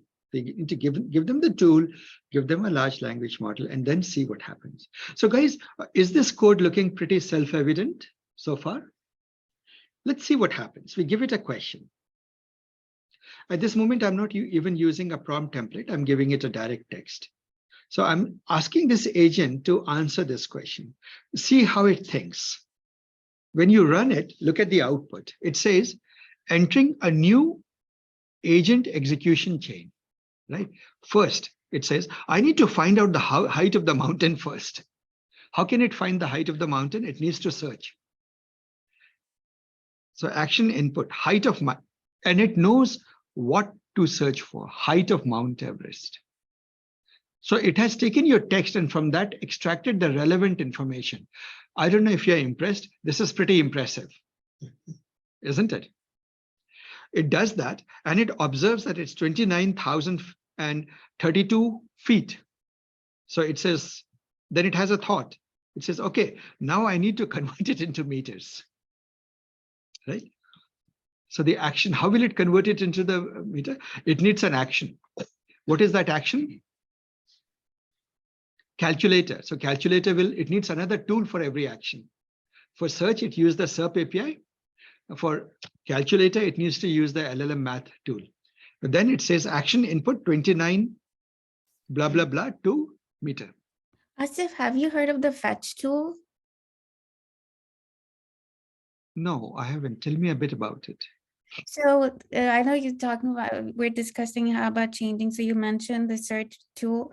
We mentioned the calculator, but there's something called the fetch tool, which basically fetches, if it fetches different websites, it kind of squishes and summarizes everything that comes from the website. So thought that would be interesting for people to know. Oh yeah, it would be. Actually, Shalini, why don't you do it? If you would you volunteer creating a small Jupyter notebook, illustrating the fetch tool and just share it on the Slack. Just create the smallest little Jupyter notebook that will help everyone learn about it. Okay. After lunch, yes. After lunch, Yes. can I go to lunch? Right away, no. Oh, you're kidding. Oh, 2-hour lunch, it's a 2-hour lunch. No, do it, Shalini, no pressure. Do it whenever you can. Some people here wanted to see it after lunch, but they're excited about your suggestion. So I just repeated it to you. But do it whenever you can. As in this case, because we fed the agent the tools, its understanding is based on the tools we gave. Yeah. Figure out Which of the tools it should use, exactly. So like if it's a carpenter that you gave a hammer, so every problem you give to it looks like a nail. It will go nail. Yeah, it will just go hammer at everything. Yeah. So now we have a calculator, right? So now it is taking the input to get the answer in meters. And then it has a thought. Now I need to add another kilometer to it. And again, what does it need to add kilometers to it? A calculator. It goes, gets the calculator, and then it finds the answer. Observation answer is this. Now it thinks, I now know the final answer. So it says, the plane should be these many meters high. So do you see how it builds, how the magic is in the agent, guys, isn't it? How the tools, go ahead. How does it like, so how did it say like action, observation, thought? Where did that come from? That's what it does. It breaks everything down to action, observation, and thoughts. Interesting. Hey, so in this thing, how does it know which actions are supportable by which tools? And also in the definition of the tools you use the LLM for the LLM math tool, and again use the same LLM later To in the answer, definition of the agent. that's So right. can those LLMs be different, or do you have to actually? They can be very different. You asked a very good question, Dilip. See, at this moment, I'm using the OpenAI. Frankly, I would rather not, but it's the only one that at this moment is giving good performance. People are trying to replace it with other ones. So, for example, the Google has one, and in the open source there is one. The Google one is the what is that X5 and Bard and so forth. And then in the open community there's a Celebras and so forth. So one of the homeworks that you have for today is to replace the OpenAI one with the open source one and the Google one. So there are a few LLMs contributed to the Hugging Face Hub now. Please substitute it and see what kind of results you get. The big problem that we are facing is ever since OpenAI decided not to release any details about their models, everybody is in a panic. The whole world is trying to now come up with equivalently good models. Just in the last few weeks, there has been huge strides. People have open sourced vast amounts of data to train these models. And there are a lot of models under training that I think in the next few weeks or a month or two will begin to catch up. And they will be in the open source. Open source community is taking it very, very hard that they don't have anything comparable. And there's a lot of activity here. So one quick thing though, for the LLM math, if you used a LLM model, that model can be different from the one that is used for the. Absolutely. Okay. No doubt. No doubt. And then this now the question about the actions. How does it know which tools support which actions? Which tools support which action? See, what happens is that these tools are declarative, and we'll come to that. We will create a custom tool and you'll see what it does, right? How does it figure out? Okay. Yeah. Thanks. Dilip, here is the thing. I'm deliberately not answering all the questions because I'm going to unpack. There is a lot happening in this paragraph, a lot, right? At this moment, when you see it reason like this, it's almost uncanny. It seems to be thinking like a human being, isn't it? Yeah. Yeah, there is a lot happening here, and I'll gradually that's why I extended this course by 2 more days. We will be gradually unpacking all of this. Yeah? So making the mysterious the obvious gradually, right? Because this is absolutely marvelous stuff that's been happening. We'll do that. So guys, we'll end this lab with some observations. Note that we force the agent to use the search tool since we implied that the height of Everest keeps changing and we need to know the height today. The search tool returned the height in imperial units. So there was a need to first convert it to SI units, which means you use the calculator, right? Even before you use, even before you do anything. Finally, the math tool has to add 1,000 to it. Right? So this was a very simple example. We are going to do funnier stuff, more interesting stuff in the next lab.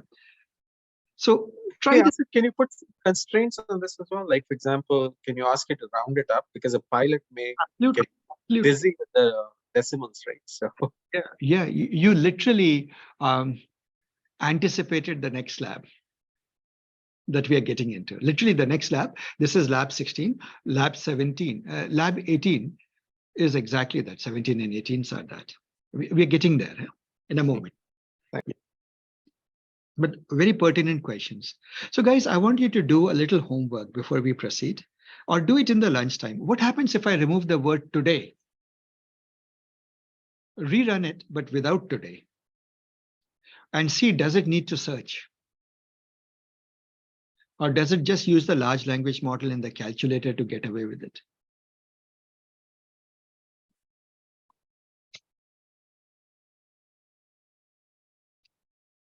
and then explain why it is. So that I'll give you 3-4 minutes for all of you to try.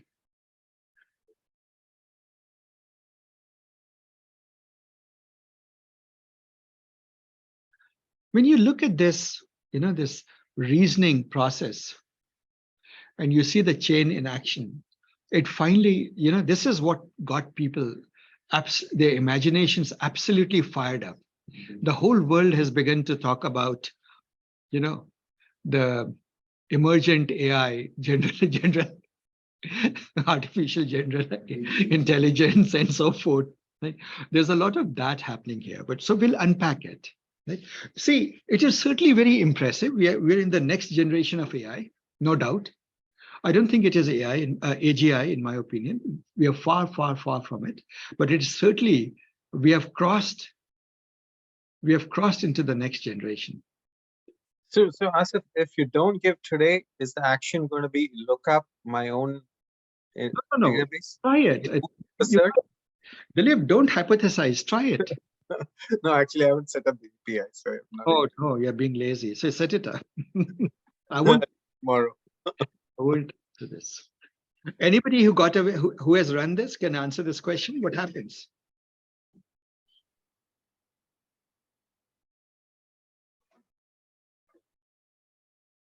Are you having fun, guys? So the important thing is, guys, to see carefully how it reasons, because much of prompt engineering is becoming familiar with the way these things reason, right? And it helps you create very intelligent prompts then. Literally, the next thing we will do is prompt engineering, but I will wait for at least one person to answer this by running it.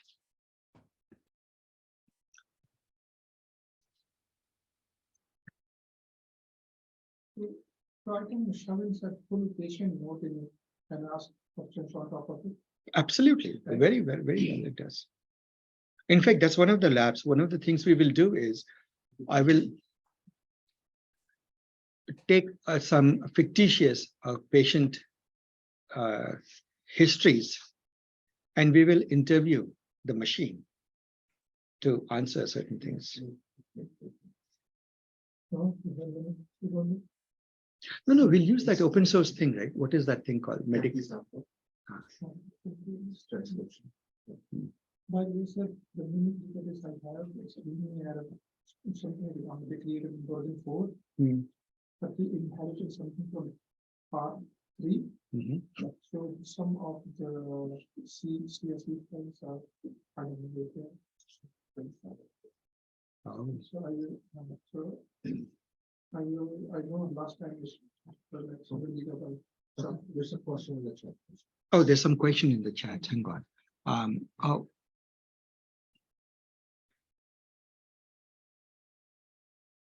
Yes, in fact, Junaid, you are absolutely right. It is an orchestrator of sorts. That's what it is. But in the AI language, like see in server side or in systems engineering, you talk about orchestrators, like you would think about Jenkins and things like that. In the AI language, those things are typically called agents. In the literature of AI, they're typically called agents. But it's the same thing. There is any other?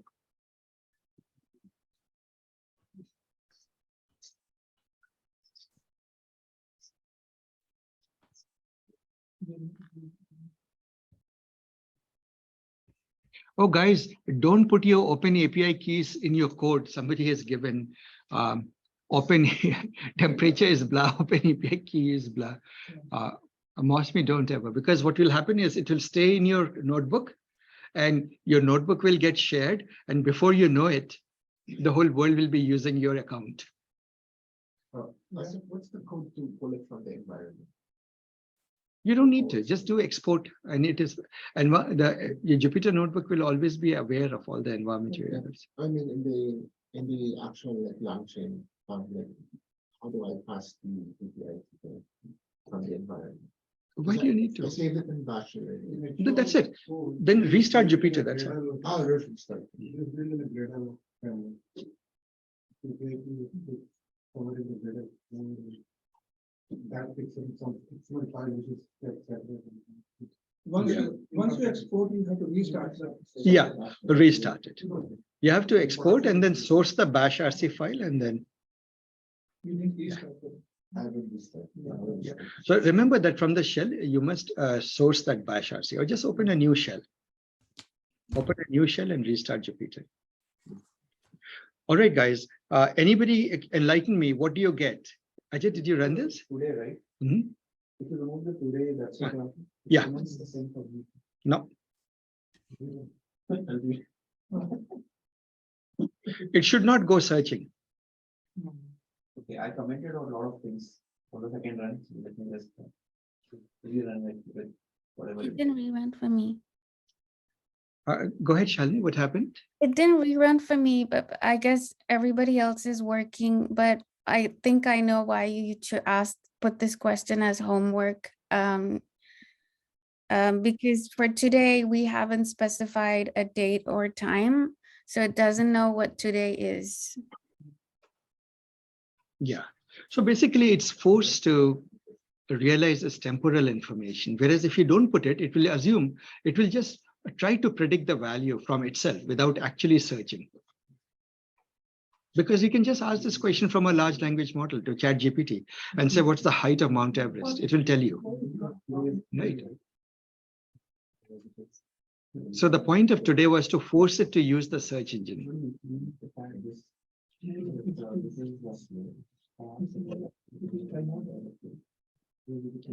All right, guys, so I'll take you to the next one, prompts. And so welcome to the world of prompt engineering. This is a very important one, guys.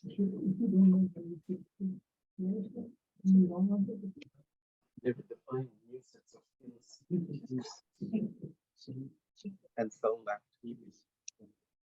So guys, I must mention one thing.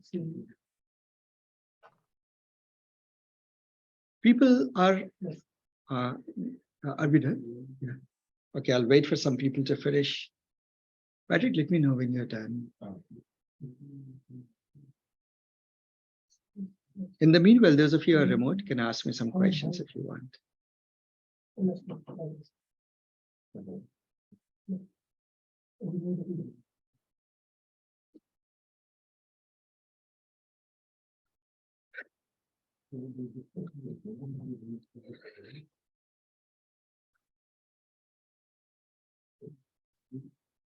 Okay, I'm starting, guys. Patrick, pay attention now.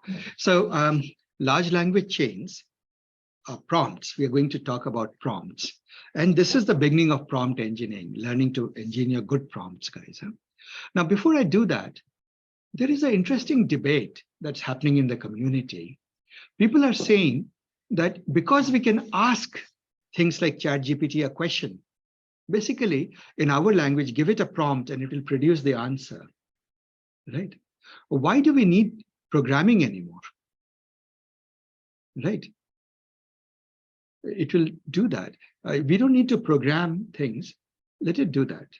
And the answer has to do with the fact that, see, basically programming within certain parameters is always deterministic. You follow a hardwired set of steps and it produces an expected result. Whereas these things are stochastic. These are probability machines, large language models. What they do is every time they start at a, given an input, they start somewhere and then they take you to an output. And then what happens is that they produce a softmax function, but they never go and pick the highest probability word. We think that softmax, if you're generating text, pick the highest probability word. There's actually a little twist. What it does is it samples the vocabulary, giving higher weightage to the higher probability words. But when you sample, you're not guaranteed to hit that word. You can hit other words. Is that because of the temperature, or just the design? No, so we'll come to it. Just first take this as a fact that it samples. Now what happens is that if the probability of a particular word is far higher than others, much, much higher, So the probability of its getting sampled is much higher. So if you resample, you'll again get the same word in the next iteration. Likely, not always get it, but far more likely to get the same word. But if that pillar, the highest priority, is not so high compared to the rest, right? The other pillars, the words also have relatively comparable probabilities, a little bit less. Then sampling is likely to stumble upon those words, right? So for example, the probability that your word is 0.2 and the next highest word is 0.19 and the next is 0.17. What does it do to which word will get picked? To the extent that you're picking words in generative probabilistically, randomly, you're sampling. You're not directly just saying, I will always pick the highest probability word. You're sampling from that. So if the probability distribution is more flattened, you're likely to pick other words the next time. Am I making sense, guys? And what controls the flattening of the probability distribution? Temperature. Last time we did Distelbert for a reason. One reason that I focused on this software temperature concept was, softmax temperature concept was, because that is precisely what is used. The softmax temperature is used to first flatten it out and then sample from it, right? And that, therefore, the temperature hyperparameter controls the degree to which there is variation in the outputs. Are we together, guys? Am I making sense? That is it. And that is why that concept of temperature is very important. And because it's in the softmax, and softmax is the tail end of your large language model, therefore it is in the large language model. And this is perhaps the most commonly used hyperparameter. Right? So it's something to know, because most people don't know what in the world is this temperature. Are we boiling the bottle? Something. Right? So this is it. Are we together? And just for your recollection, I just put the expression for softmax. You all are familiar with it. It is just scaling the values by a temperature T. Now, if you remember, we did this exercise last time. You can take a temperature of 1, we can take a temperature of 2, 3, 10. We took a temperature of 0.10. So here, actually, if you take temperature of 0, it doesn't make sense, but you can, because I think what they do is they offset it by 1. Like they add 1 to it. So when you say temperature 0, it means in the language of our last research paper of Jeffrey Hinton, it would be 0 plus 1, 1. Temperature 1 means there is no temperature effect. There is no flattening. Right? If you make temperature 2, a temperature is equal to 0.95, then 1 plus 0.95 is 2, means there is substantial damping. You make it higher and higher, there's further damping. Right? So that's what it is. Asif, if your prompt requests for an instruction, let's say to generate something random, is it better to put it in the prompt or to set the temperature as higher? So see, random, when you put the word generate something random, it will automatically not affect the sampling. Random is just a token, right? It will just treat another word in the vocabulary. But what you should do is put it in the temperature, because then you can ensure that the next time you get something truly different. Yeah. And we will see that in a moment, right now. So language, the prompt template is our old familiar friend by now. What does it have? It has a string with a fill in the blank, 1 or more fill in the blanks, and then those blanks have to be filled with input variables, isn't it? So let's do some imports. And now let's do a little bit of an interesting prompt. So I create a prompt like this. I say, I'm telling this thing that imagine that there is a story about cats. They like to drink milk and prowl in the neighborhood. Right? How many of you have cats? Nobody has cats. Okay. Write a short story where some cats show these behaviors. Right? Give the story a catchy, humorous title. Write it in the format. So guys, do you notice that a lot is happening here? Isn't it? A lot is happening here. You're giving very precise instructions. Right. So let's do it. We do that and we give this prompt. At this moment, this prompt has no fill in the blanks. And it produces a story. And I'll let you ponder over this story and tell me whether it's good enough or not. Is the title humorous and catchy? Isn't it amazing that how good these things are? No wonder writers are in panic. Right. If this was a school story, probably it would have gotten an A grade. No, all the schools are running now the zero GPT. Catcher. Yeah, Catcher, yeah. and it has created a problem. Problem, yeah. Even right, it shows us 90%. Yeah, I heard that if you are really a stellar writer, it will mark your writing as GPT based, Chat GPT based. Yeah.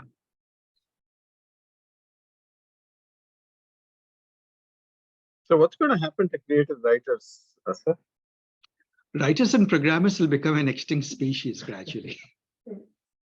So the saying is, but I don't think so. I think that the originality is needed. You know, you can't come up with you can't write Hemingway's The Old Man and the Sea using ChatGPT. Writing is not about flowery language. That's part of it. Writing is about capturing and transmuting the core of the human condition, the human experience into words. And to the extent that you do that, you need human experience. You need the suffering, you need the angst, you need the joy, you need the sense of wonder, everything captured. And that can only come from new experiences. These machines are not getting new experiences. They're rehashing old experiences. Do you think like the average writers, sorry. Yeah, the average writer is history. There's no doubt. Like a programmer, right? Like average programmers and yeah, because the average writer is very uncreative. yeah. He's just rehasher. Yeah. Now go ahead, Praveen. Your question was? No, because this mostly generalizes. Yeah, it's a generalization. What's happening. Absolutely. Like Praveen mentioned, that it only generalizes. And that's a very interesting use of words because machine learning, the word learning is synonymous with the ability to generalize. That's what learning is. Right? So these things are learning to generalize from what it knows. And so it stays within the sphere of the known. It's interpolating in there. Right? Okay. So if I have a question, this is not philosophical, but this word markdown, my understanding is it goes from text to HTML, but people say you can do more sophisticated things with it in LangChain. Is there? I've been looking for information regarding that. Would you can you please tell me more about that? You mean convert ordinary text into markdown? So the markdown, so a lot of these tools are import markdown. So they import markdown. So a lot of LangChain agents are starting to import markdown. So I just don't get what they're gonna do with this markdown. That's what I'm doing. See, what am I doing? I'm displaying this in a beautiful way, right? Look at this. I use markdown. I did import markdown. Why did I do import markdown? Somewhere I did. Yeah, here it is. From IPython display, import markdown HTML. It is just to prettify the output. There's nothing deep out here. Okay. Right? So the thing is, now, because I used a fairly high temperature, if you repeat this same thing, you notice that the story changes. Boozy felines, a milk drinking adventure. Right? And that, now what happens? What if you set the temperature to 0? Then you expect that outputs, the two stories that it produces, to be a little bit more similar. I will let you, they will not be identical, but a little bit similar. Because remember, sampling is still going on. So look at this. Once upon a time, one warm summer night, there was a group of cats. Do you see a certain degree of similarity here? Yeah. So this is it, guys. Huh? So now, going back to the question that I was coming to, programming is deterministic. Remember that large language models are essentially stochastic engines, right? You cannot use it to get deterministic answers. And one article that we liked very much was Chris, and she pointed out that you ask ChatGPT, for example, to grade an essay.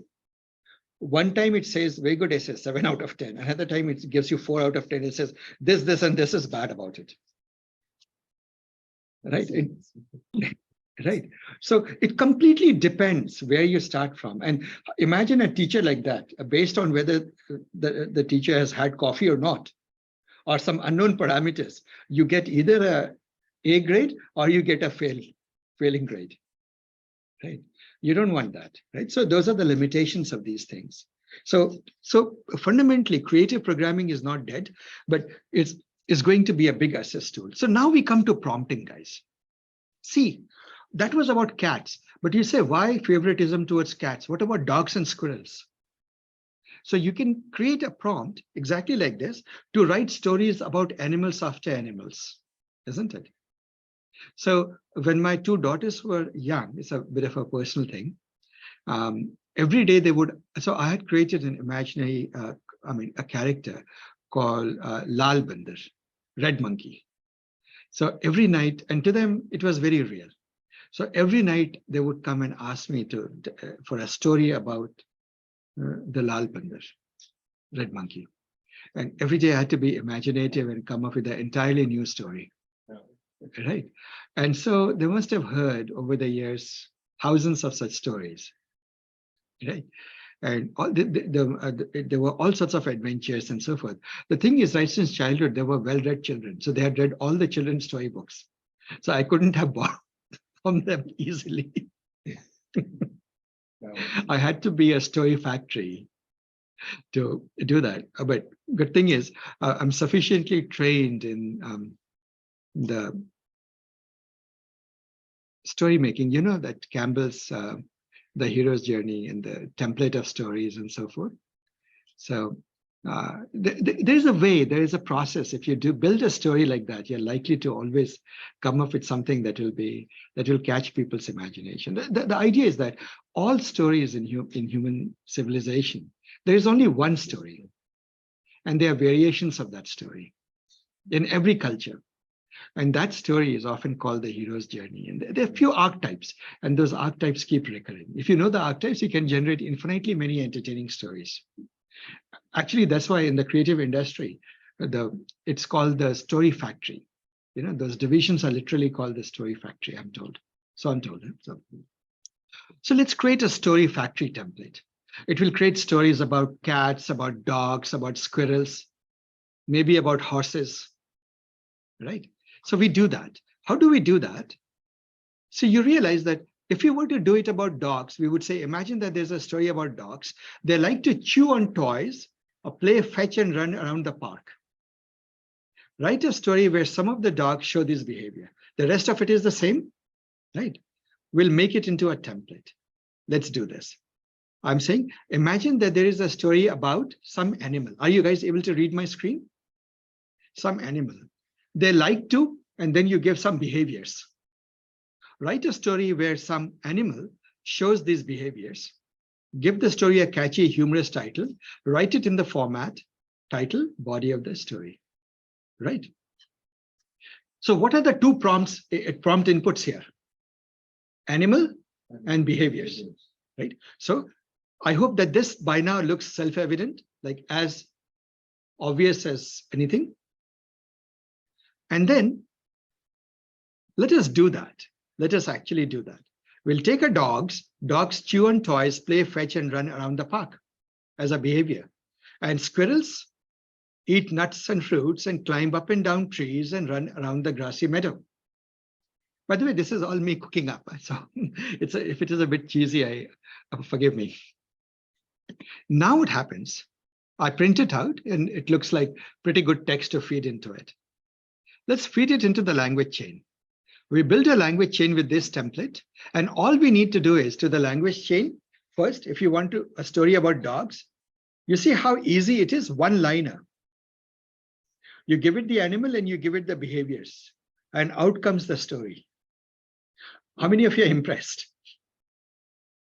And if you read the story, at least I found it quite entertaining. Really interesting. Right. And the next story is about squirrel, and you can see that that too is fun.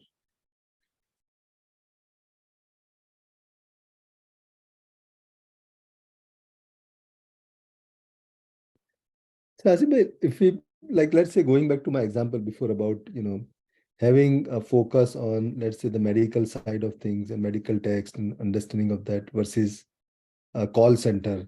So how would you do that? So you would basically feed these type of prompts upfront to Yes. get into their mindset? Yeah, that is it. Kazi, that's why a lot of people are beginning to come and get carried away and saying that all of modern programming or AI is reduced simply to good prompt engineering.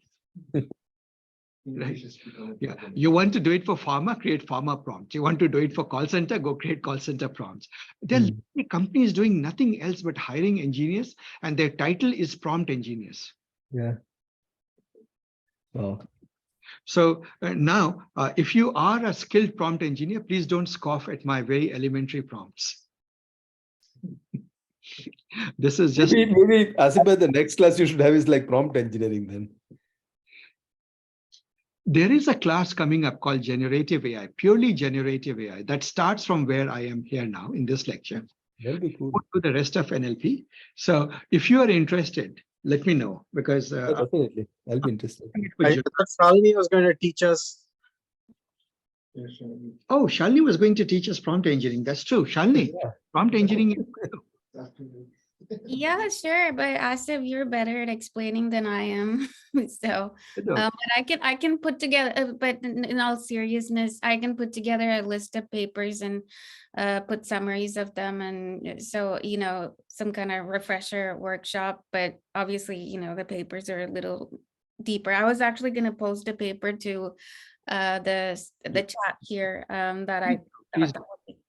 That will be a big service if you can create a list of papers. For me, at least, it's really a big service, because at this moment, as you know, I am full-time on support vectors, which means that more than half the day, I'm doing something I've never done before. I'm wearing a business hat, CEO hat, and hustling. Yeah. Right. So because of that, my technical time is getting a little bit curtailed. Most of the paper reading I do at night, and I am beginning to slip behind a little bit. So any help like this, if you guys see great papers, immediately post it to Slack, because whatever you post, I always read or watch the video of. I always take time to do that. So it's just a big help, because I'm not getting time to catch up on the news. I think Asif, last time I remember we talked that you'll have like 2 days or something, and if you have to pay something extra, that's fine. I think we had that discussion, right? Yeah, but I added it to this course, though it made them free days. Okay. Right.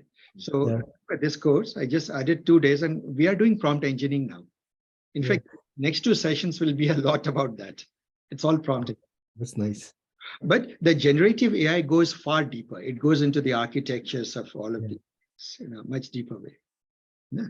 So it will cover things like what you're looking for, Kasi, like domain adaptations, heavily in adaptations. No, because in our company, actually, I'm like looking at that right now very actively. And we have like so many of these use cases, and we're trying to figure out how to, almost like do the prompt engineering to tune, or whatever you call it, like so focus on medical versus manufacturing versus call center. Here's the thing: you can come by any of these days now that the Rosa is over, and you'll have more. Come by. I'll do that. Yeah, let's do that. Yeah, inshallah. And I will guide you. If it gets more serious, like if it starts getting that takes more time and commitment, then talk to your company. I'll be happy to engage with them in a more formal arrangement. That's if it starts eating too much time. But you're always welcome to talk to me for as long as you wish. Thank you.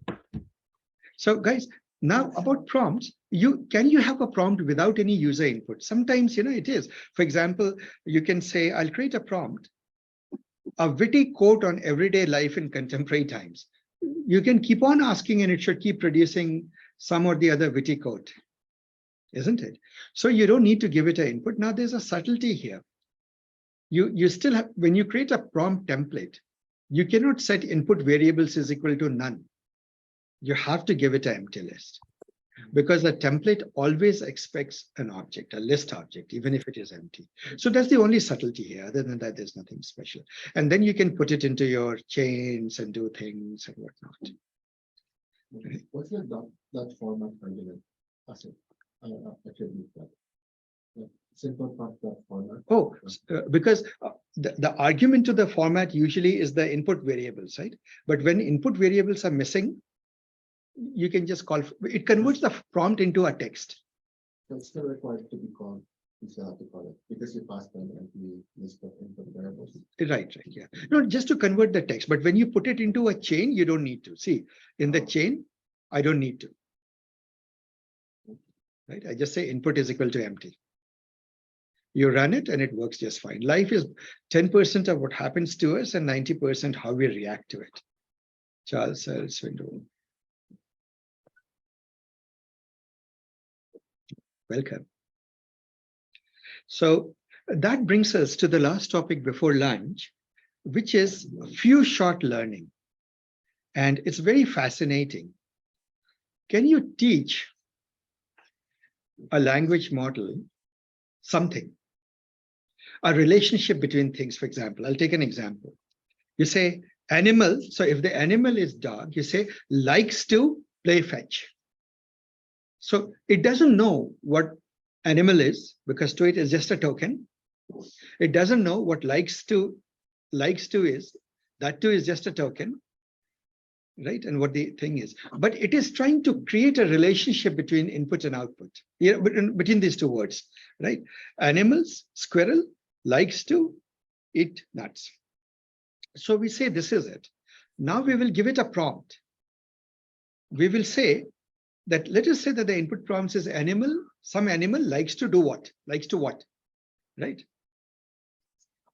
You can create a learner, these few short learners, right? You're basically saying learn and then emit the answer. Don't just emit the answer. Learn from these examples and then emit an answer. Then produce an answer, right? So how will it learn? You need to wrap that prompt template with a few short prompt template in which you give the examples, because now it needs to learn the examples also. Very straightforward, guys. You created these examples, you create a prompt, it will take animal and likes to, and then you give it the examples also, right? And then you give it some prefix, like when it runs, what should it say? Describe the behavior of each animal input. Animal is dog, likes to play fetch. That was literally the example, isn't it? That's the example. Cat likes to crawl. Squirrel likes to eat, to climb trees. Where did I get this? Because I hardwired these as examples to learn from. Do you see it, guys? Now comes the question. Let's create a few short. Then we say, if you give it the answer, few short prompt, just parse, just format horse. It won't know the answer because there is no language model to help it. It's just a prompt at this moment, isn't it? But then let's create it. Create a chain with the prompt and a language model that will learn from the examples and see what happens. You say chain this and you give it a horse, and let's say, what does a horse like to do? It says horse likes to eat hay and run around in pastures.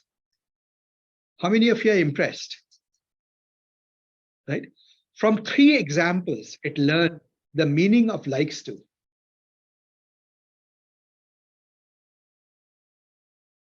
Right? So guys, this is the state of the art in AI today. Yeah. Then the last concept for today is partial prompts. Partial prompts are very much like partial functions in Python, or partials in Scala and so forth, right? Or in Java also we have supports. So imagine that you have a template. It's a template which takes 2 inputs, country and year. Name 3 historically significant events in country Around the year, yeah. So it could be like name 3 significant events in England around the year 1800. Right? Does this make sense, guys? The prompt, is it common sense prompt? By now we know prompts. But what you can do, and you can use this prompt, you can in a chain, you put it with a language model, you create a chain. And when you do create a chain, you run it, and then out will come the answer. These are 3 significant events: the Battle of Trafalgar, right? The naval victory, the Industrial Revolution, and the Great Reform Act.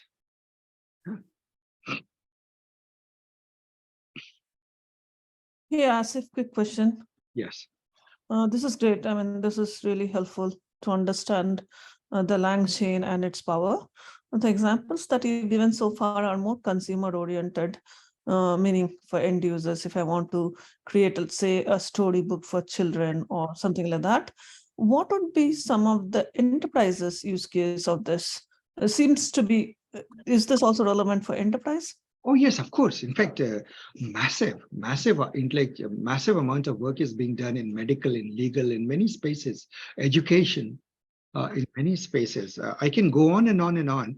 In fact, you pointed out to a bias in the notebook that I created.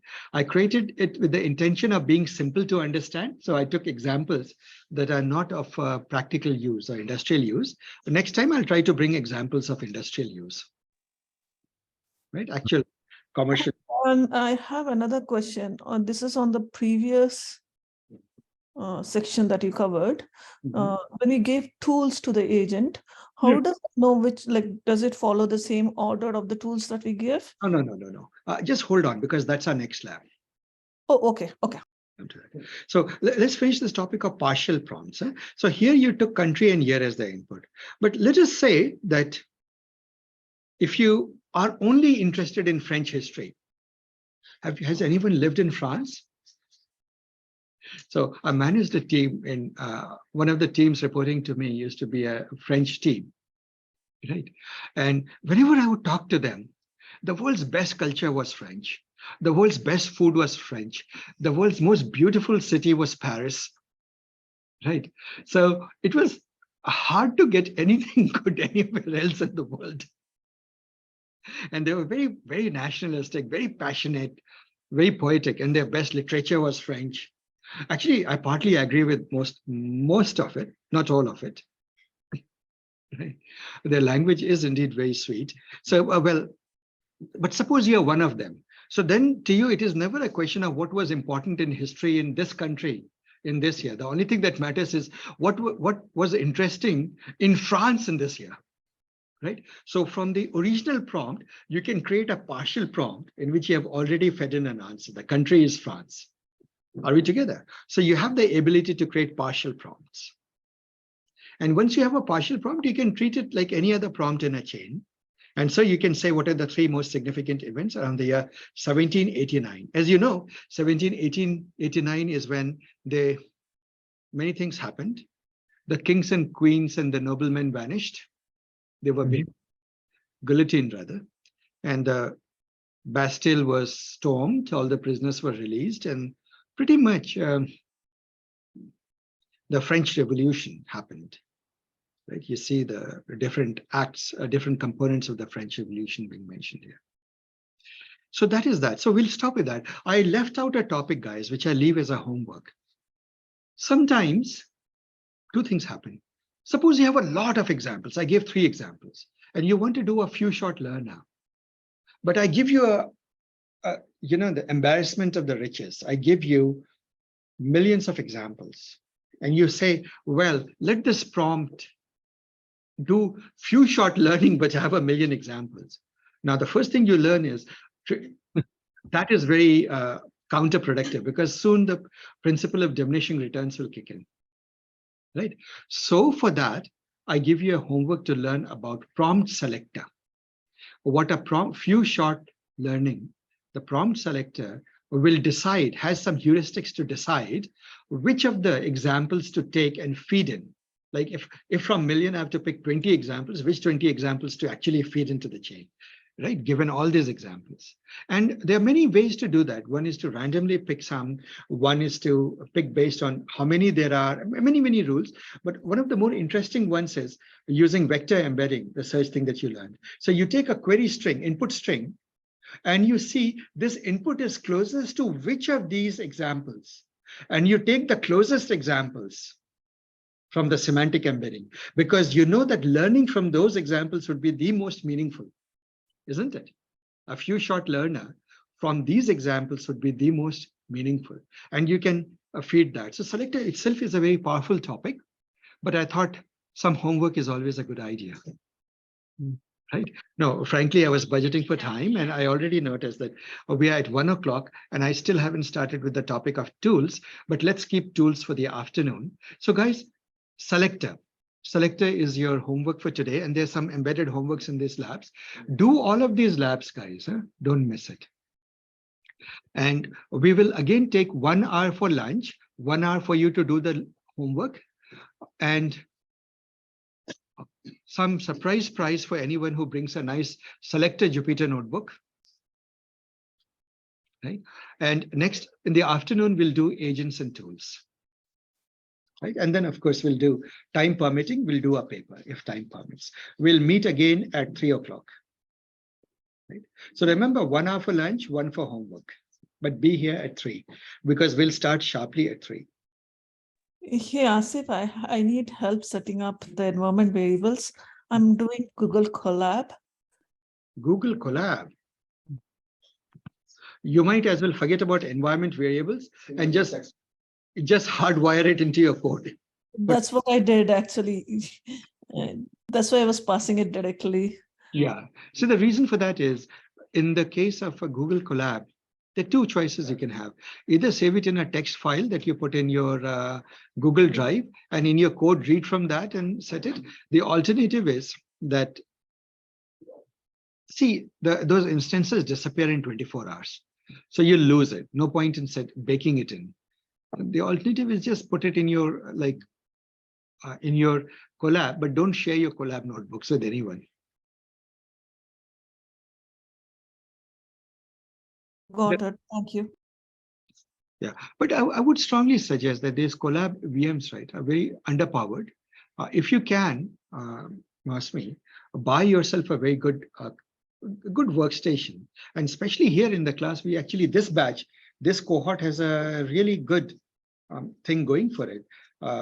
Typically, machines that Lambda Lab charges 10,000 to build, Sukhpal is giving it to people for 4K, literally the price of the components, not charging anything to assemble. You buy the component, or he gets components from volume discounts, and he builds it for you. A few of people in this cohort, in this class, have gotten those things built. We'll definitely consider it. Do that. The difference is, Mashmi, the difference is for something taking 1 hour to train and something taking 30 seconds to train. Got it. It's huge. Yeah, I've been using Google Colab. I have the Colab Pro. Yeah. So far for the class homework and everything, it's been okay. But as I get more serious, I guess I need to invest into a powerful machine. Colab Pro took 16 minutes, I'm told. For which, or 30 minutes. How long did it take you on your machine, Mosman, on your Colab? which one? The fine tuning. The fine tuning. Fine tuning did not take too long. It was like 5 minutes or something. 5 minutes, really? Okay. So Abhijit, you have your answer, 5 minutes. How long did it take on your machine? 35 seconds, yeah. See, Mosmi, it's like this. If you want to be a photographer, right, you can take an iPhone only that far. Yep.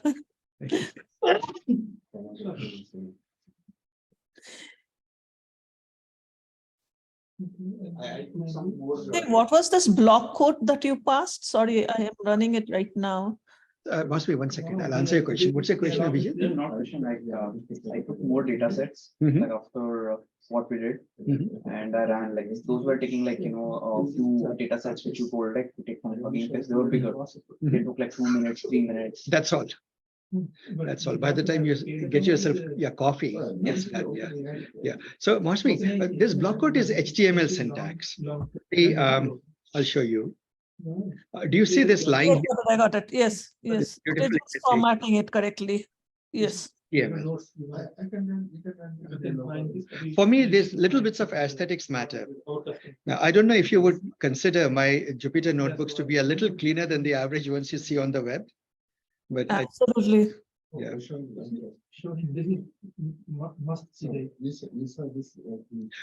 Okay, guys, one announcement. Deep learning, many of you intend to take it. You haven't registered for it. Please do, otherwise I'll cancel the class. Yeah, register.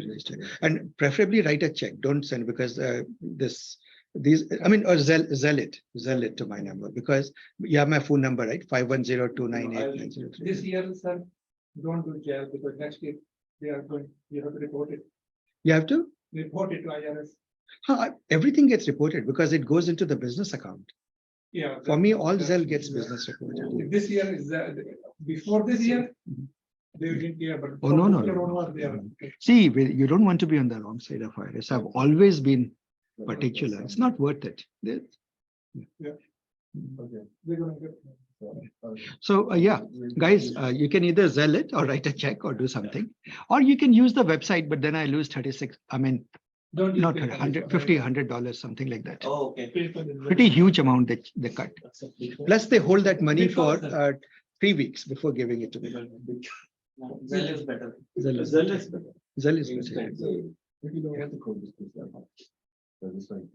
All these things. All right, guys. Yeah, Mosmi, you have any other question? Oh, no, I'm good. I'm just running I was driving, so I just came back home.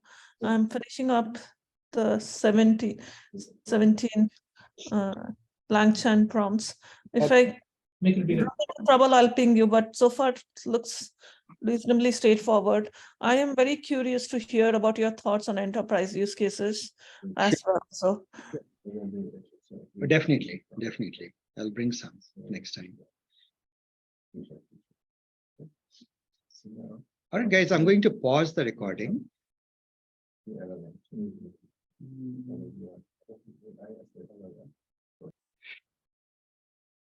All right, folks, welcome back from your lunch and your homework. In the morning, we got started with LangChain. In particular, we learned about 3 core concepts: the concept of a prompt, the concept of a large language model that we can use, the concept of tools and agents. It's a tools, agents, prompts. They sort of orbit around the core of it, which is the efficient use of language models, large language models, to achieve a particular task. Now, we realize that when you break a task up into smaller pieces and you chain them together so that multiple actors or multiple tools and agents can act on it, you get far better result than posing us a question directly to a large language model. Now, we also went through some ideas about engineering the prompts. You realize that by the time you look at these prompts, the first thing that strikes you is that these prompts are not one-liners, that they're reasonably well thought out things.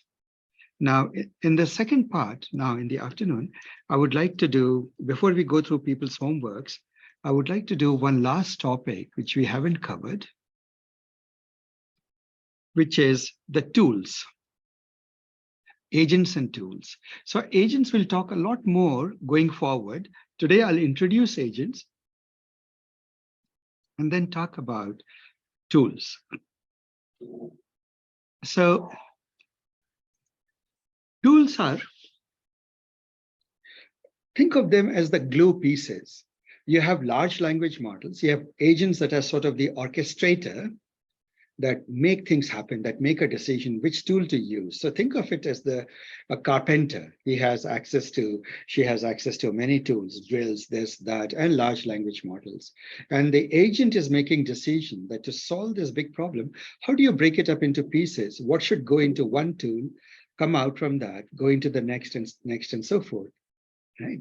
And into language model should come out. And what is the whole sequence of actions or subtasks that must be done in order for this to work?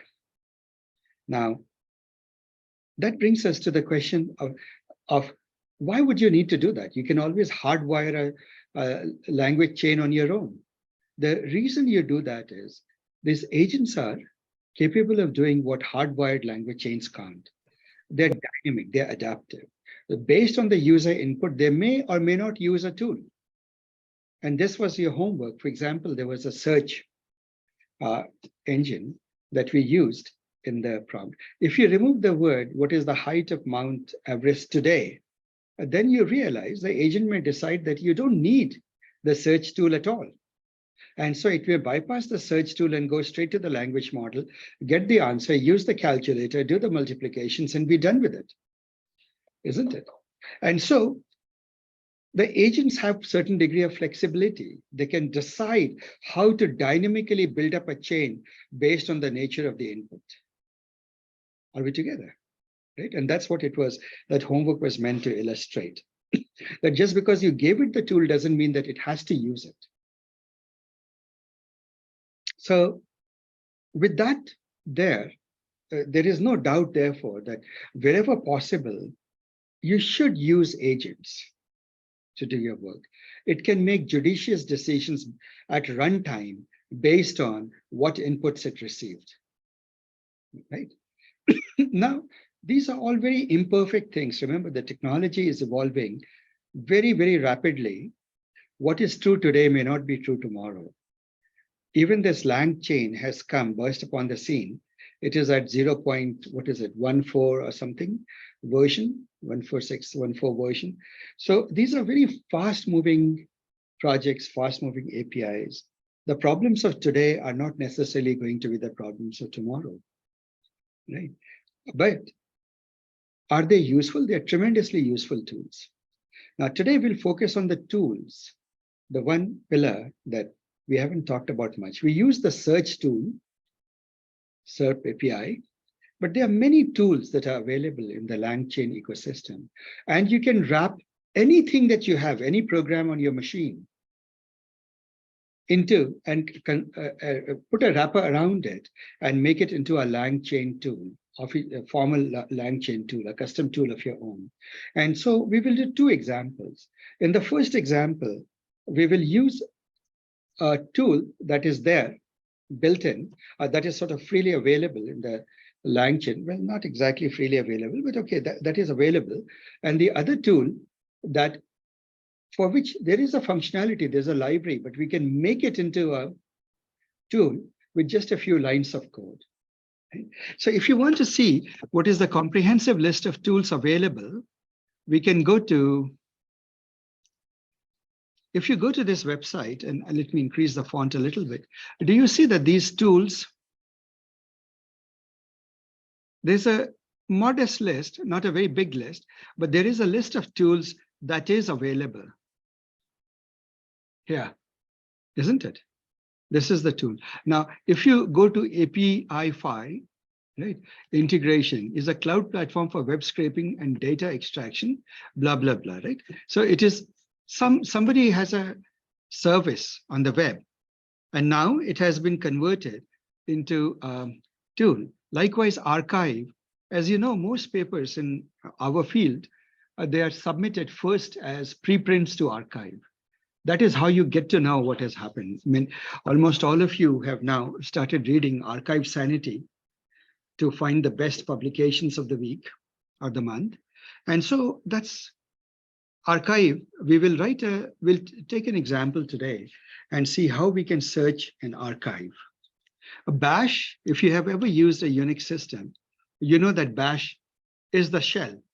So anything you can do on the bash, you can basically make it into a tool and use it in your code, in your chain, LangChain, right? Other is Bing search, of course, and some of them need keys. Like, for example, ChatGPT plugins these days are being talked about quite a bit. ChatGPT plugins and so forth. They are in a sense nothing but tools. They're just other functions, right? So now what is the definition of a tool? You can think of a tool as a function that has two qualities. One is the API signature, a string in, string out, right? And preferably stateless. A string goes in, a string comes out. For example, you give it a few keywords, search result comes out. That's a tool, right? And you can think of many things. Bash, you give a command and the output of that command is again things that scroll, string that scrolls on your screen on the command prompt. Text in, text out. These are your tools. The second quality that a tool must have, obviously, is that you must wrap it up in the LangChain API. Just wrap it up. There is a very simple syntax to convert any such thing, any such function into a tool. And we'll go through that. We'll pretend that Archive API does not exist as a pre-created tool, and we will go through the exercise of creating it. There are many Something things. called human as a tool also. Say that again, please. There's something called human as a tool. Oh, yeah, right. So let's go check that out. Right.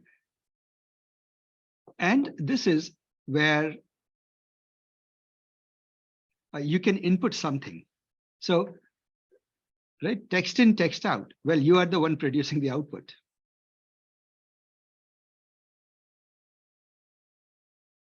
Right. So this is it. And open weather. See, most of these are no-brainers. Python, shell, again, a no-brainer. Then search tools. So there are various search tools that you can use. What is the weather in blah, blah, blah, right? Google SERP API, SERP API. There are many search tools. We used one. And you can look into many of these. Then a search, ng search, Wikipedia. This is very useful. We all want to search through Wikipedia for information. You can do that. You can have Wolfram Alpha as a tool. And by the way, this is a pretty powerful tool. There is a lot that can be achieved by putting the computational power of Wolfram Alpha and hybridizing it with a large language model, right? Some of the articles or things written about it are quite impressive. And then,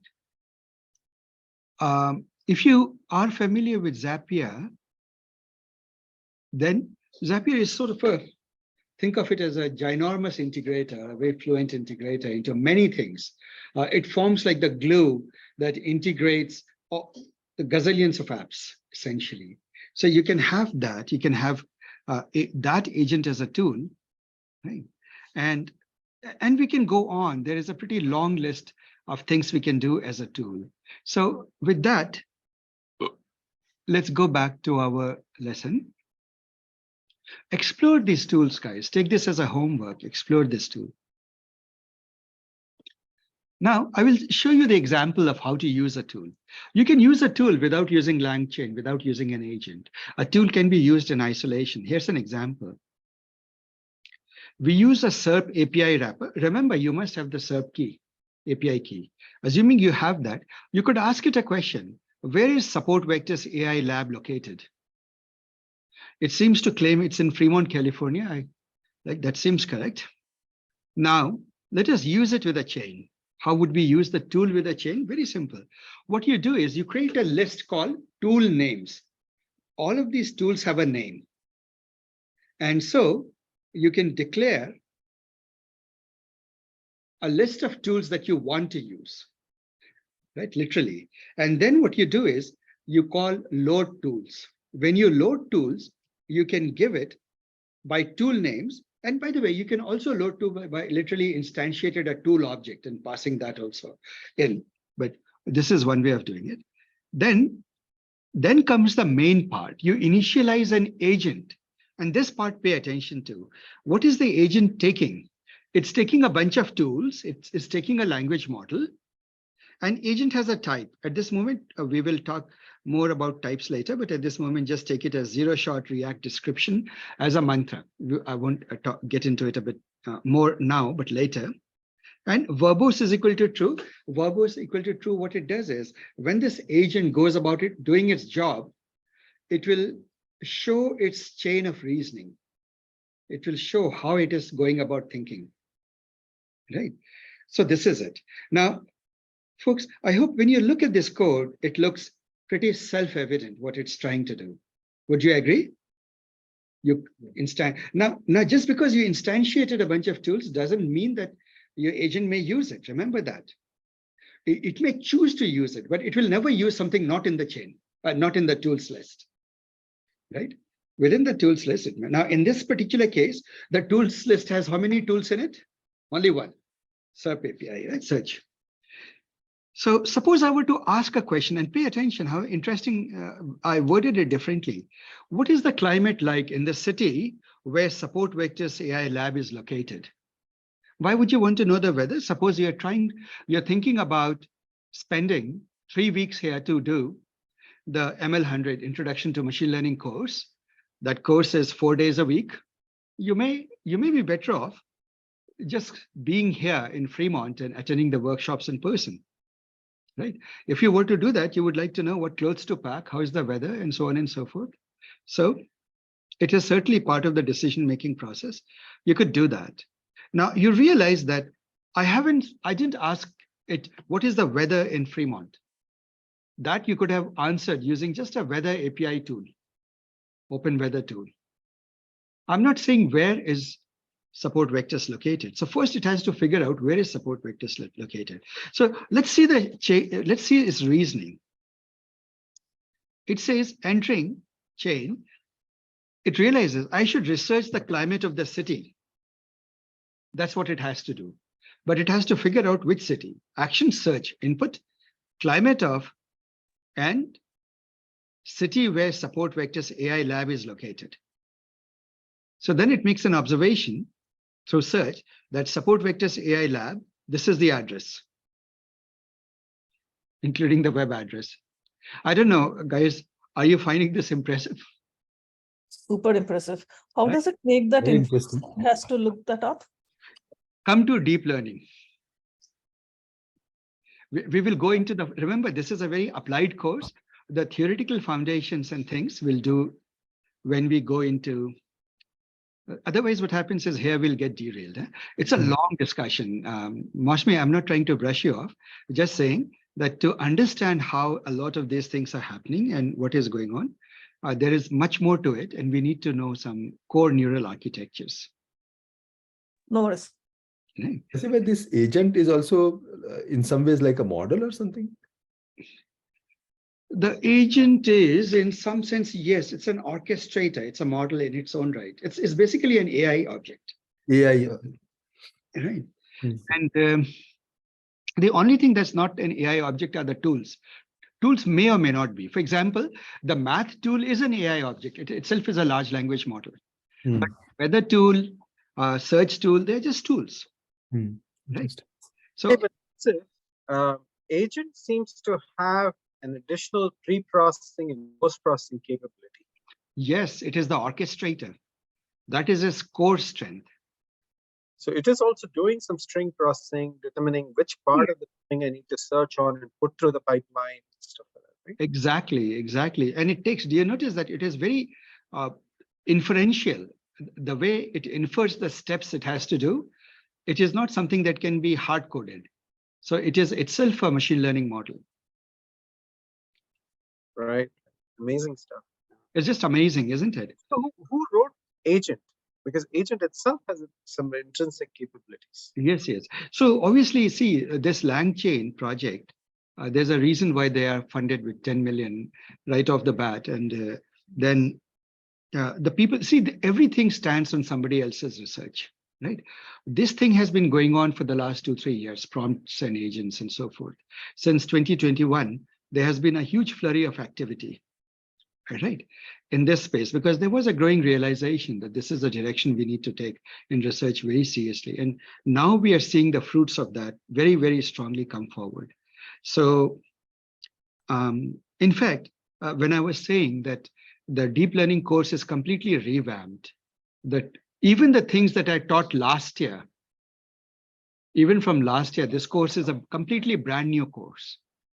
Anything I taught 2-3 years ago, before the pandemic, you wouldn't even recognize. This is entirely a different course. Yeah. The reason is the field is very fast moving, and these things are to understand the beautiful, the foundations of how these things work. I don't know. I find it just really worthwhile to understand how these things work. When you see these things work, see guys, before you came to this class today, would you have expected this magic?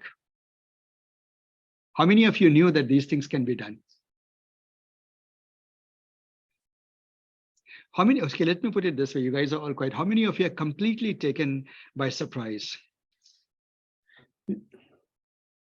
This is like, this is very different. It's very, very different, right? Now you see why people are beginning to wonder if we are on the cusp of AGI. Yeah. This is like a Harry Potter wand. Right. Actually, if you look at like Microsoft Open AI, they kind of like show, like in their schematic, in the diagrams. Yeah. But it's good to see it working. Because they like in the Microsoft on their website also, they have, how do you use, like, for example, Open AI with with the semantic search, for example. Yes, yes. Yeah. Oh, by the way, that's our next lab. Next week, we are doing that. Right. So, by the way, would you like to demo in this break? Would you like to show the schematics and things from Microsoft? I've stayed away from their portal for historic reasons, but it would be nice for people to see it. Would you like to do a quick 5-minute demo? Let me find out. Okay, do that. Right. So look at this, guys. It figures out it needs to research the climate of Fremont. Then it says search climate of Fremont. And then it comes up with the answer. In Fremont, the summers are long, warm, arid. True. And mostly clear, and the winters are short, cold, wet, and partly cloudy over the course of the year, and the ... Yeah. So it knows the answer. Yeah, Asif, can you go up a little bit? Do you have an LLM pass to it? Oh, yes, of course. Here is the LLM. Where did you initialize this LLM? Where did I initialize this LLM? Because it's giving me an error when I ran it. Oh my goodness, you know what may have happened? I deleted that line of code. So just instantiate it. LLM is equal to open AI. My apologies. I was cleaning up the code and I managed to delete the LLM instantiation itself. Yeah, nice catch. I should put it here. Search now. Right here, I should do it. LLM.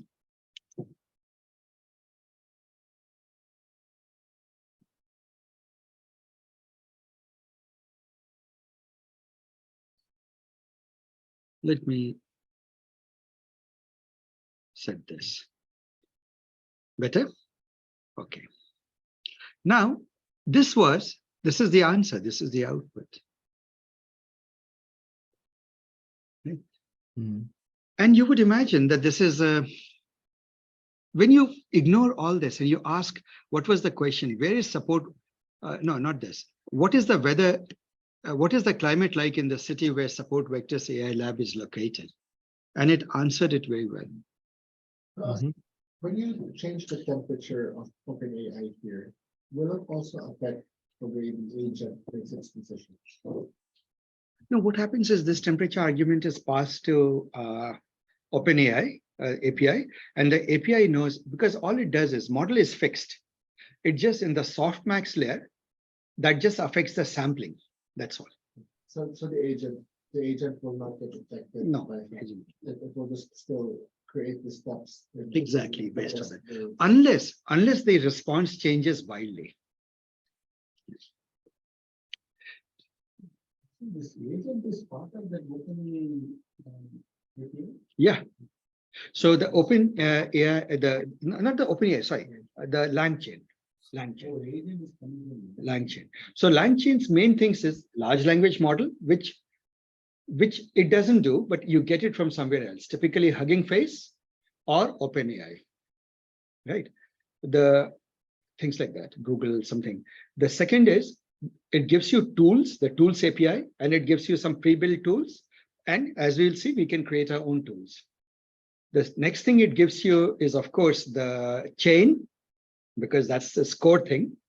And the last thing it gives you is the ability to create dynamic chain by working on the input, like the agents, orchestrator, the agent, which says you don't have to do a hardwired chain. And that's the real power. That is where all the research is going into. That's exactly where it's Where all the research is going. Yeah, that is it. I think that is as big as that. Yeah, the whole idea, the whole thing that you could do. And there are interesting papers on the chain of thought and so on and so forth. So guys, here's the thing. I was very busy these days getting support vectors off the ground to earn enough livelihood. Hopefully it will take off. As soon as it takes off and it is on reasonably solid financial foundation, I want to bring back the Sunday seminar series. Sunday seminar series, every week we discuss one paper. Yeah? Just like I do it here. See, I'm doing it with you guys, right? Every week I cover one paper or one article in depth. So I do it actually for the open audience on Sunday afternoons. But recently I've been so busy throughout that even my Sundays are wiped out. So it's on pause, but I'll start it again. And when I do that, a lot of these things we covered last year, actually. Yeah. But sporadically, what happens is that the talks would happen, then for months it would be quiet, then again I would give one talk, then again for months it would be quiet. But I want to bring it back on a more regular basis. Hey, Asif, now in virtualized implementations, we do dynamic service chaining based on a dynamic event that happened. You actually compose the service chain and then execute it. And this thing is looking very beautifully similar to that in this domain. Yeah, it is. It is. And in fact, Dilip, consider that. I didn't know about that part, but see if you can take it to the next level by using these AI agents. Yeah, it's amazing. Yeah. Yeah, Asif, quick question on the observation and thought. So it's action, then observation, and then a thought, right? Yes. So is the model built like that it does one action, then kind of computes some observation from it, and then kind of goes to the next thought? No, it happens to be in this case, the way that is that it will take some action, then it will say, okay, if I have to do this action, what is the action input?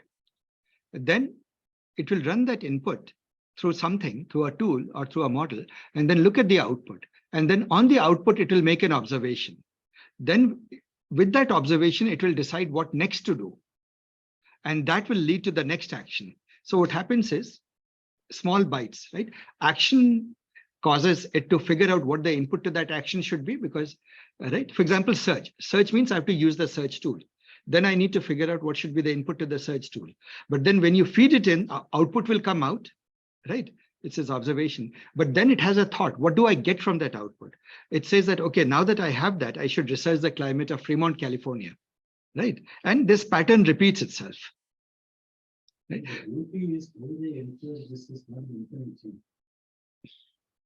Right, the terminal condition. One of the nice things about transformers is that exactly that they are very good at terminating.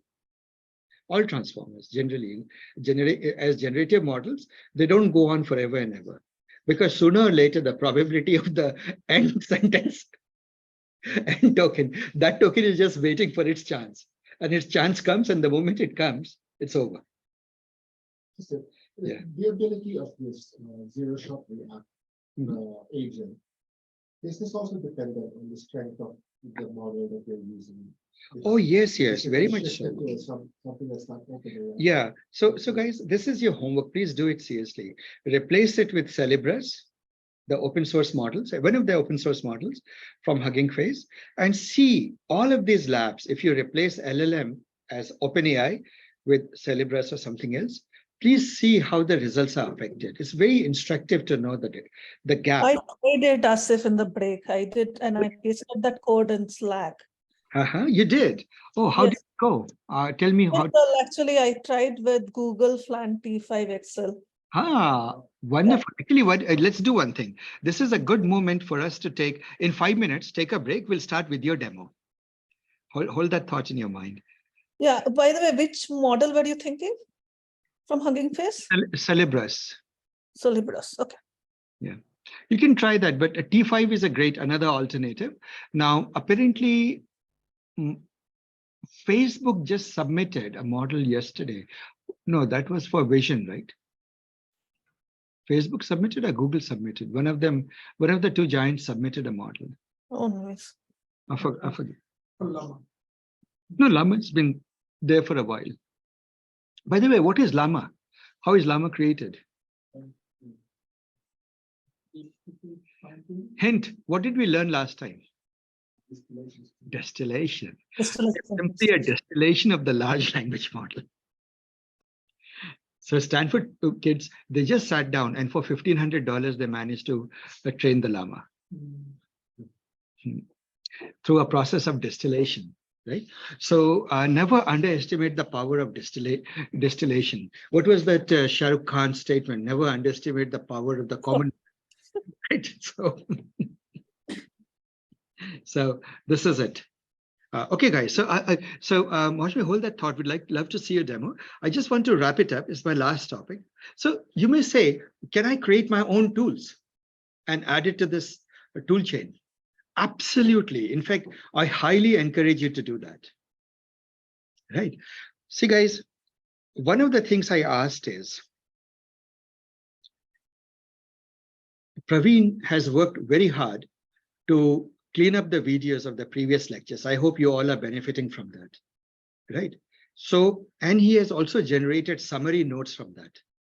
So I asked myself, in every course that I give, you notice that I give detailed quizzes that you guys take in the past. And hopefully you have found those quizzes useful. I asked this question that in this course, which is so much about generative AI and NLP, can I create a model as a lab, create a model to automatically create a quiz out of the videos?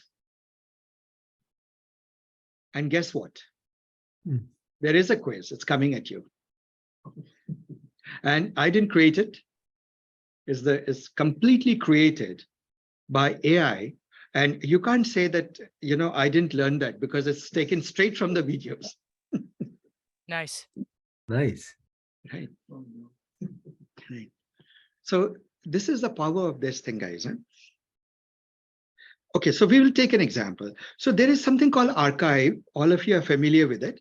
What if I say, let's go and assume, by the way, archive is already there in the list of tools, but I took it as an example to illustrate that you can make anything into a tool.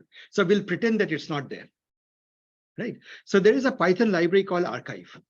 When you install the Python library, right, it will make the call to the archive website and search for you and bring you back the results. So I will just show you how to use it. Nothing to do with the LangChain so far. You take a query, you happen to take a paper, and you create archive, this API object, and then you run the query on that object. What will it return you? It will return you a list of documents. You print that document out. It turns out to be an old paper that I wrote in, 1997. Well, this work I did in 1995, but okay, 1997 is when it finally got published. Right. I was one of the co-authors. So do you see the use of this library is very precise. Right? You give it something, it will give you an answer. It will give you the text. Could you increase the font a little, please? Okay. Thank you. Okay. How about this? Yeah. That's nice. Okay. So now we ask this question, how do I make it into a tool? Now I've gotten a bit more formal. You can do it with perhaps less steps, but okay, whatever it is. What you do is, this is the only necessary thing, but I went one step further by creating a argument name called preprint, right? So are you guys familiar with a Python Pydantics base model? If you're not familiar, okay, think about it this way. It's a fancy way of creating an input variable. Input variable is the preprint. Those of you who are familiar with Java, is nothing but a Java bean. Pojo, right? So just prepare, forget about it. So now what I do is, we create a tool, I give it a name, archive. I give it a function, archive.run. Why? Because I know that this has a function called, do you see the run function is there? Right? So I give it that archive function, and I say function name is archive.run, and I say what are the arguments it expects? Well, argument comes. If arg schema at this moment look opaque to you, you can ignore this line. Description is a polite thing to do. You should always document your tools. Right? Search as the archive preprint repository. So now what do I do? See, did you notice that in one constructor, just using the tool constructor in Python, I was able to create a tool of my own, which is a wrapper around somebody else's library. Very useful library. Then what can I do? Let's say me using it. I can use it just like this. Tools, what are the tools I'm using? Well, I just give it a list of my tool. If I chose, I could have added Google tool also or whatnot, but here's the thing, right? LLM is obvious, the agent, blah. All of the rest of it looks obvious, guys. It's the same thing as before. The only difference is in the tools list, I give it only my tool that I just created, right? And then you query it and you you ask the agent to run. You create the agent and you run it. And what am I saying in the query? Search for papers dealing with attention is all you need. Show the first 5 results, right? So now look at the way it thinks. Entering this thing, I need to search papers related to this topic. So it figures out that because it needs to search, and the only thing available to it is the tool available to it is archive, it better use that. So it says archive input, attention is all you need. Now, do you notice that from the query, it has figured out that attention is all you need is the actual input it should be. That itself is an intelligent act, isn't it? To be able to figure that out. It does that. Then it says observation, publish, title. So it has come out with the results. Right. And attention is all global, local, spatial attention for blah, blah, blah. So there are many papers it comes out with. And because I said print the first 5 papers, show the first 5 results. So publication, then it has a thought. I now know the first 5 results of the search. Right. And then it says final answer. The first 5 results of the search dealing with attention are these. And so this is your output.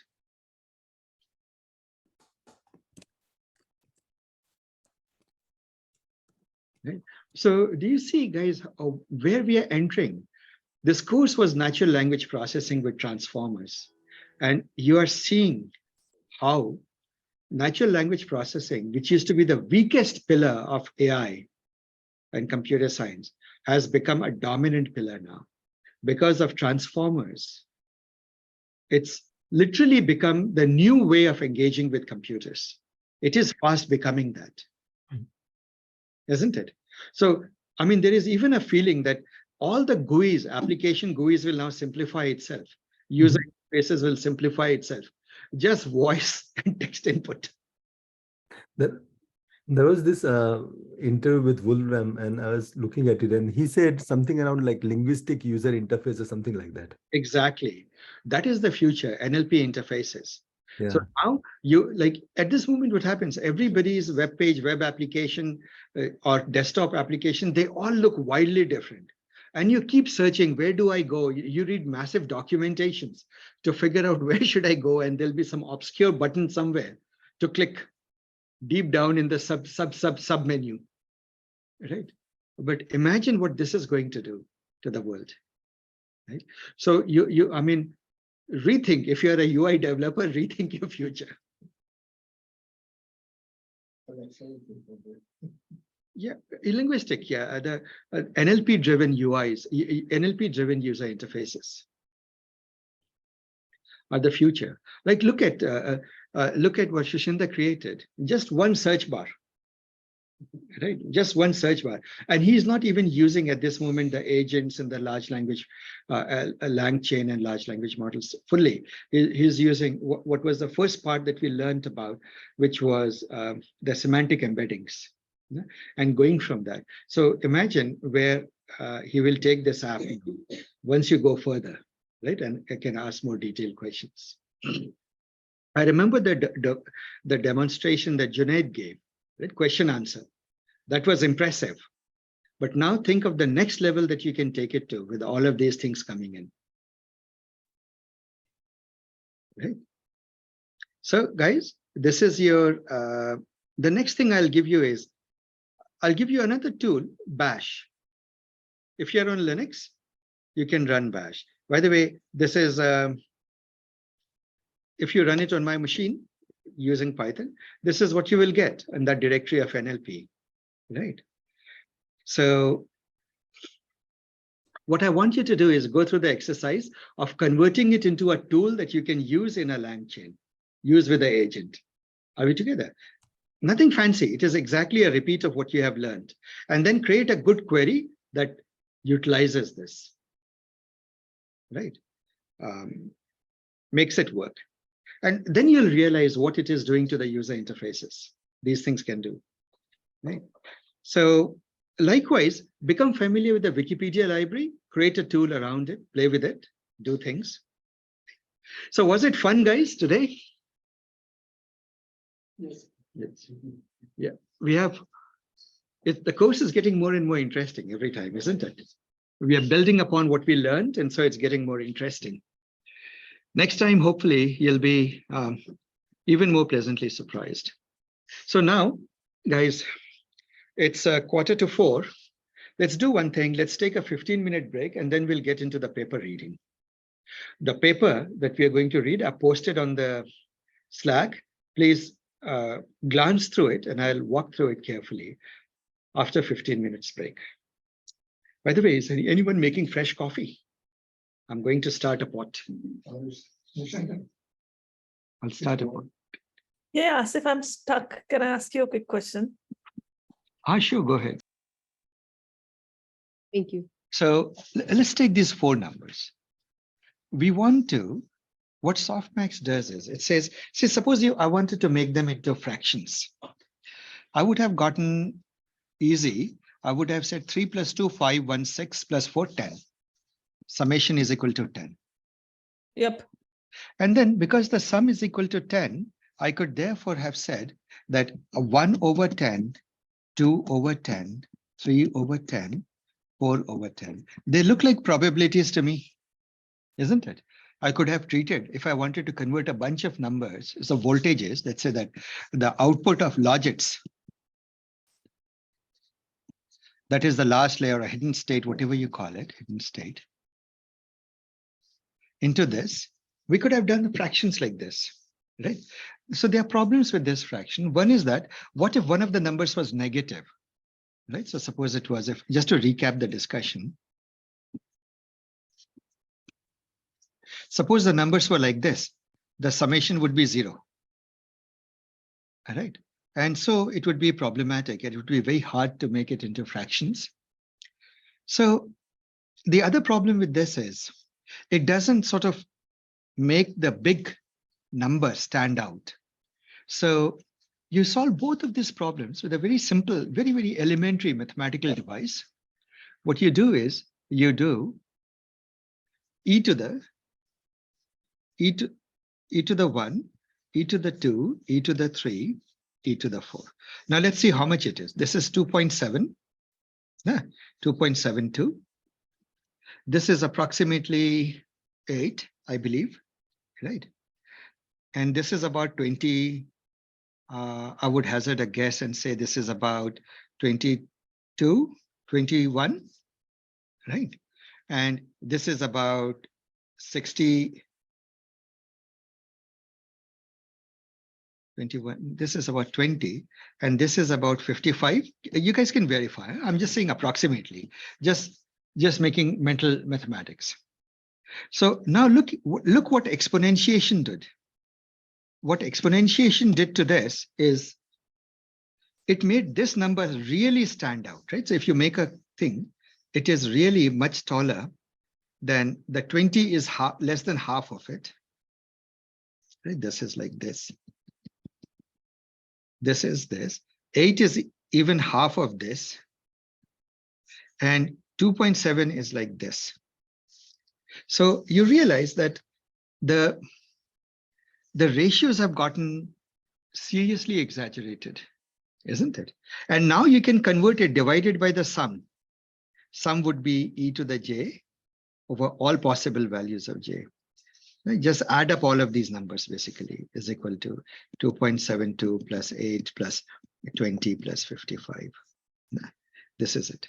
So this is the softmax. This is the definition. One of the advantages it has is that it also takes care of this finicky problem of negative numbers, because e to the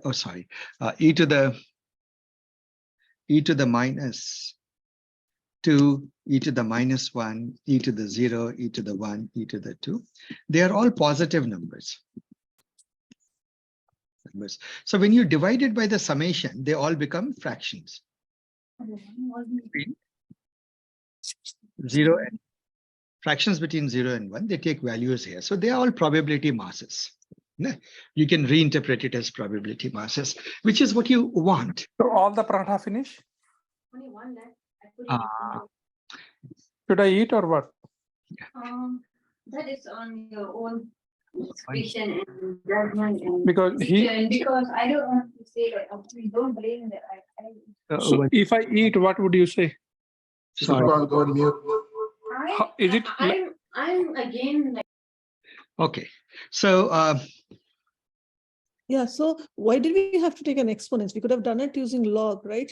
That day you started logs and you switched to exponents. That's the part that was confusing to me. I must have taken log for a different context. This you did exponent. The trouble is, if you take log, it will actually have a counterproductive result. It will see log of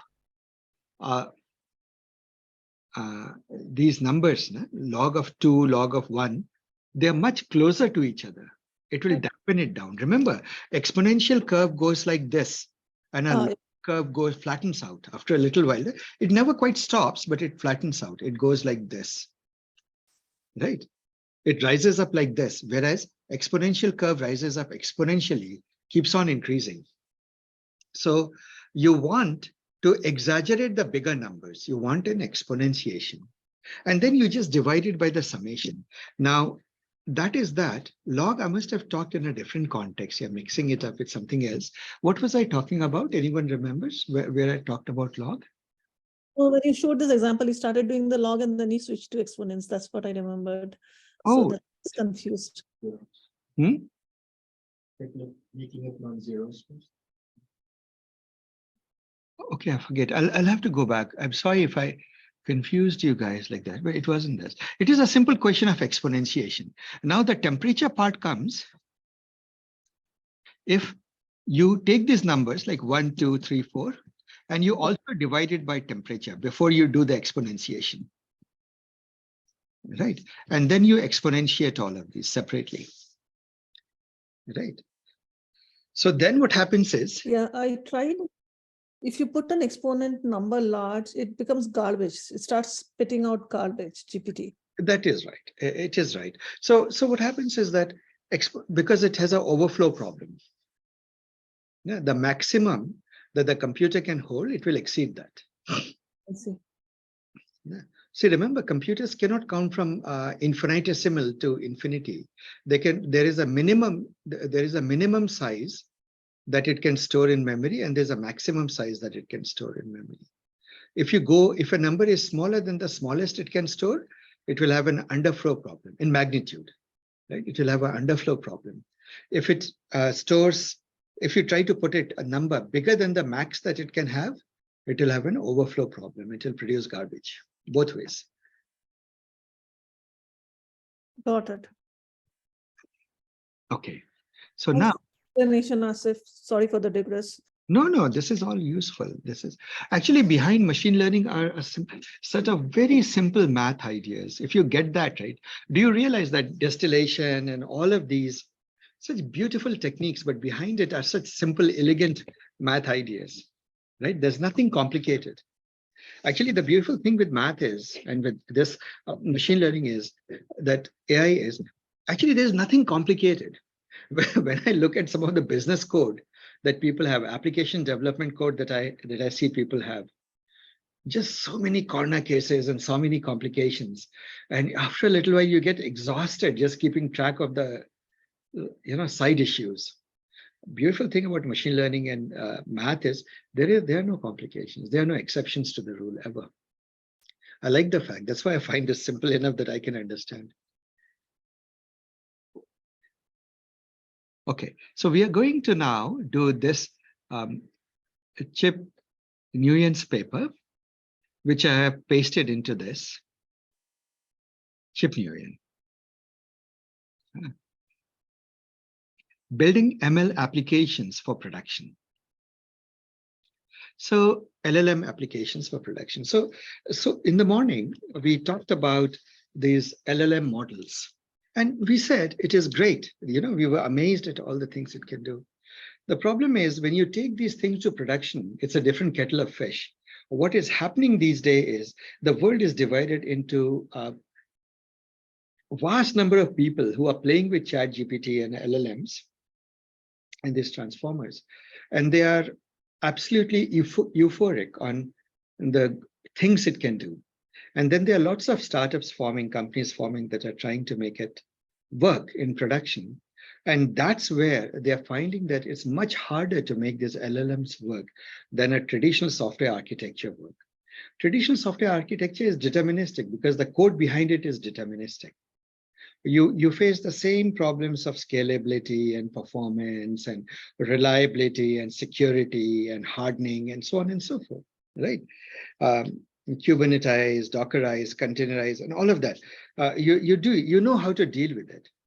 Trouble with LLMs is that, and I'll let the paper speak it, but basic summary is that these are hard because language models, transformers are stochastic machines.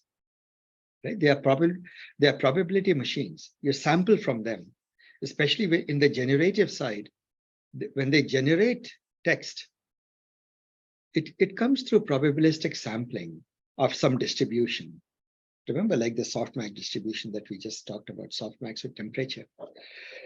And so whenever you sample is a random process. Inherently, it's non-repeatable. Right? So every time you ask a question, if you get a different result, you wouldn't quite trust a system that answers the very same question differently each time. Right? So that's a crux of the problem, and we'll discuss it. Some parts of it are really worth talking about, and I'm going to talk about these things. So it says it's easy to make something cool with LLMs, very hard to make something production ready with them. Right? Now, LLM limitations are exacerbated by a lack of engineering rigor in prompt engineering, partially due to the ambiguity of natural language, because what are you writing your prompts in? You're not writing it in code, you're writing it in natural language, and partially due to the nascent nature of the field. We are just getting into it. All of this thing is just a couple of years old, right? In the last couple of years, we have been doing prompt engineering. So this post consists of 3 parts. We'll cover those 3 parts in a bit, but let's get to the meat of the matter. The first thing is the ambiguity of the language itself. Languages are notoriously ambiguous, right? And so with just a small, I always keep joking, this famous book, Eat, Shoots and Leaves. The meaning is completely dependent upon where you put the comma. If you say eats, comma, eats, shoots, comma, right? Shoots and leaves. If you just say eat, shoots and leaves, you're probably talking about pandas. On the other hand, if you put 2 commas, eats, comma, shoots, comma, and leaves, or you just put 1 comma after eats, and then shoots and leaves, you're probably talking about a murderer. And it brings about the nuances of natural language. It's subtle. There are many subtleties. And this we are talking about in English. In tonal languages, it's even more. I'm told that in Mandarin, I tried to learn Mandarin, and I never could get much further because it's a tonal language and I'm practically tone deaf. So the pronunciation makes all the difference. How do you pronounce it determines whether you conveyed the meaning correctly or not. Right? So you can imagine that for the longest time, I tried to say the right word for grapes. I believe it's pingua, but every person who's Chinese has told me that I'm wrong. That's apple. Oh, that's apple. Sorry, pingua. What is grapes? 葡萄. Yeah. So yeah. So I tried to say apples, and I would say pingua, and they would all laugh at me and say I'm pronouncing it wrong. I'm saying it wrong. Right? You can say mom. I said, and if you say it wrong, you will say horse. Really? Yes. Mom becomes horse. Okay, there you go. You can make a horse out of your mom by mispronouncing it. So you can imagine how much ambiguity there is in the world languages, natural languages, right? And nuances there are. So when we define prompts, there are fundamental issues. First is that, think about code. In a structured programming language, just an extra comma or anything in the wrong place, and your compiler will tell you, your parser, Lexa parser, compiler, they are all up in arms, right? They will immediately point out the flaw in your stuff. If nothing else, at runtime, you'll get an exception stack trace and you'll know exactly what failed. So that is not true. Natural languages fail, these prompts fail silently. You have an issue with the prompt, it's ambiguous, but when it goes into the machine, it doesn't tell you that, you have an ambiguous prompt. The other is, there is a ambiguity in the responses LLMs generate, right? So for example, it is not structured data. It's not generating a table, right? You say produce a nice CSV, a data table. Like when you run a SQL query, what do you get? You get so many rows, so many columns, isn't it? It's deterministic, it's clear. For the output of a prompt from a large language model, there is considerable ambiguity. So for example, here is a prompt in which you explicitly say, give a score to this essay and nothing more. Expected output format, essay score, something out of 10 and nothing else. Let's look a little bit at this prompt. It says, you are a critical and unbiased writing professor. Given an essay, give it a score from 0 to 10. 0 means the essay is trash. 10 means the essay will likely get the student into Harvard. Output it in the following format. Easy score, essay score. There's a number, score out of 10 and nothing else. Here is the essay. And then in quotes, you give it the essay. So first thing, guys, do you notice that the prompt is pretty long? Isn't it? It's pretty long. And to the extent that OpenAPI is charging you by the tokens, right? You realize that you're beginning to rake up quite a bill. They charge you not only by input token, but also by output token, both. So you're beginning to rake up bills. So here it came out with an answer, essay score 7 out of 10. This is what you would have expected, isn't it, guys? And yet you run it again and it changes its mind. It says 6 out of 10. And despite your saying, and nothing else, just give the score and nothing else, it nonetheless gives you a commentary on that of why it is 6 out of 10, right? So do you see the non-determinism or lack of structure in the output? It's inherently there. Then, so the user experience is inconsistent. You expect one thing. So imagine that you expect a large language model to give you, a quote. I'll have to make it a bit smaller. A quote, where's my mouse? A quote, whether to approve your loan application or not.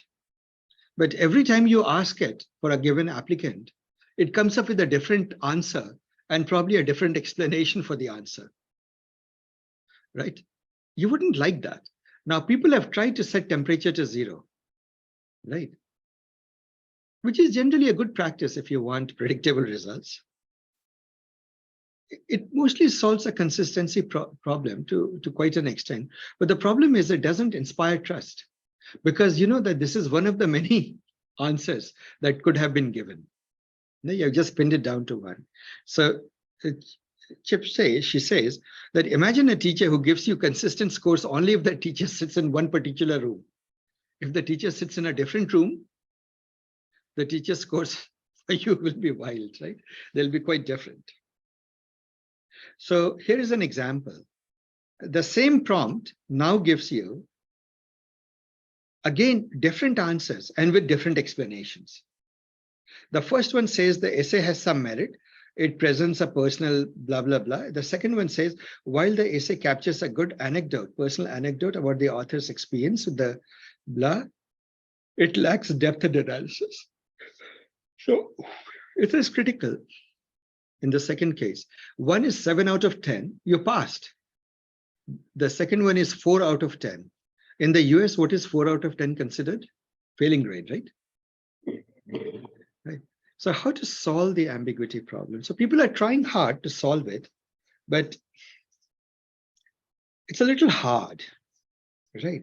You can improve upon your prompts, but remember, you can do only so much. So another technique, did we just learn about the few short learners? Learn from example, right? So here is a short prompt. See, we use that prompt, right? Cats like to do this, dogs like to do this, squirrels like to do this. What do horses like to do? Do you remember, guys, in the morning, we did that, right? Anyone recalls? Yeah. Yes. Right? So in the same way, this paper, this article has another example. It says measure some text for controversy, but here is some examples of judging controversy, right? 1 + 1 is equal to 2. The controversy score is 0. Well, clearly the author has not read Bertrand Russell's philosophy, in which he deeply questions whether 1 + 1 is really 2. But anyway, leaving that aside, starting April 15, the only verified accounts on Twitter will be eligible for blah, blah, blah, and score is halfway controversial. Next is everyone has the right to own and use guns. Fairly controversial. Then immigration should be completely banned to protect our country. Extremely controversial. It's a very polar perspective. Then you say that the response should follow the format. Controversy score is this, reason is this, here's the text. When doing few short learning, 2 questions to keep in mind: whether the LMM understands the example given in the prompt. So generally, you know, when you create prompts, one of the first things, so I'll capture my experience instead of going through this. My experience is that you have to give it baby steps, right? Teach the LLM to reason in baby steps. If you ask it something too big and vague, it generally does very poorly. But when you give it baby steps. Can you explain this in diagram? Because one of the reasons is that, yes, this author, you know, I mean, this field is moving quickly. Some of this information, like people are working through it. And for the production side, yes, I mean, in the book, she says that usually ML teams, they say, oh, they're just researchers, but people have been successful. Some have been successful in getting things to production. So it seems like, you know, if you say this, I think we'll all forget, but it would help if you have a diagram or something. And I promise you, it'll be the screen wallpaper on my laptop, because this is something that I think a lot of people are thinking about. Oh yeah, so I see, my experience has taught me this. Imagine that you are talking to your dog, right? Dog has the intelligence of a 2-year-old, and imagine that the dog could talk. You're talking to a 2-year-old child or 1-year-old child. So what happens is that the child doesn't have too much context of the world, but can reason. Yeah. Actually, when you have children, you know that they become perfectly clever reasoning machines by the time they reach the age of 2. So it's walk at one and talk at two, but the moment they start talking, you're done for as parents. Now they completely overwhelm you with reason. But when you try to explain something, generally when they're wrong or when they don't get it, you need to break it down into very small steps. And when you do that, they keep asking you, if you ever have a conversation with the 2-year-old, they'll keep asking you, what is this? Right? So if you say, we'll go to the market, what is market? Right? You realize that, right? They'll ask you, what do you get in the market? Why do you go to the market? All of those questions. So I've often said that see if the meaning of all the nouns are clear, and if you need to explain the nouns in what you have. This is one very basic trick. There are a bunch of small tricks I have like that, right? That set the context as much as possible and talk to a 2-year-old. And you will have a far greater success. Imagine that the 2-year-old is talking back to you. You'll be able to write, in my opinion, fairly good prompts. I think parenting is a big help in writing prompts. Seriously, if you have a niece, nephew who is very young, right? Or if you have a dog, try to talk, explain something to your dog. You'll immediately, I think, in my view, get a pretty good sense of how prompts should be created. Right? Do that. So you'll get. I mean, what else can I say about it? So there are certain tricks. Even she talks about it. They're very good tricks. But to me, intuitively, it boils down to talking to a 2-year-old. The 2-year-old who's a perfectly capable reasoning machine, but doesn't have enough context of the world. Most of the time, when I look at bad prompts, I find either ambiguity, multiple interpretations, or I find insufficient context. And if you go back to what I said right in the beginning, transformers are nothing but probabilistic machines that pay attention. Attention are different weights to different things, different tokens, based on context. You have to set the context. The more crisp you are about the context, the more likely you are to get a good result. It just goes back to the heart of the definition that these are attention machines. Asif, going back to Maushmi's problem though, should we then break down, maybe the question was too complicated for the Hugging Face model. Yeah, should she have broken it down into 2 questions and, and sort of led the system along the way? So maybe 2 sessions with the agent rather than 1 session. Now, very good thought, actually, Dilip. That's what I was planning to do quietly later on. Expand the prompt, break it up into many parts, because the smaller the model, or the more likely you are to have better results if you make it a nice chain of thought. Right? The word for it is COT, chain of thought. Yeah, break up the prompt into a sort of chain of thought. So that is another paper we'll cover, by the way, the chain of thought paper. We will cover in one of these sessions. When you say the embeddings, like what we did in the first lab, do you preserve the number of tokens that were passed through, or just the ones that were important? Yeah. So Patrick is asking a very interesting question. He says, when you convert text into embeddings, sentences into embeddings, do you preserve the number of tokens that went into the embedding, or is the whole sentence one embedding? Did I get that question right? Oh, yes. Yeah. So the answer to that is, unfortunately, it's a lossy process. A whole sentence becomes a vector. From the vector, you can reverse backwards to infinitely many sentences which are semantically equivalent in that semantic space. Right? So that's why it's sort of a hashing function in many ways, semantically aware hashing function. So what you typically do is, in the database, you store the original text and you store the vector next to it. So when you find the nearest vector, you go back and return the text instead of the vector. You store it as a tuple.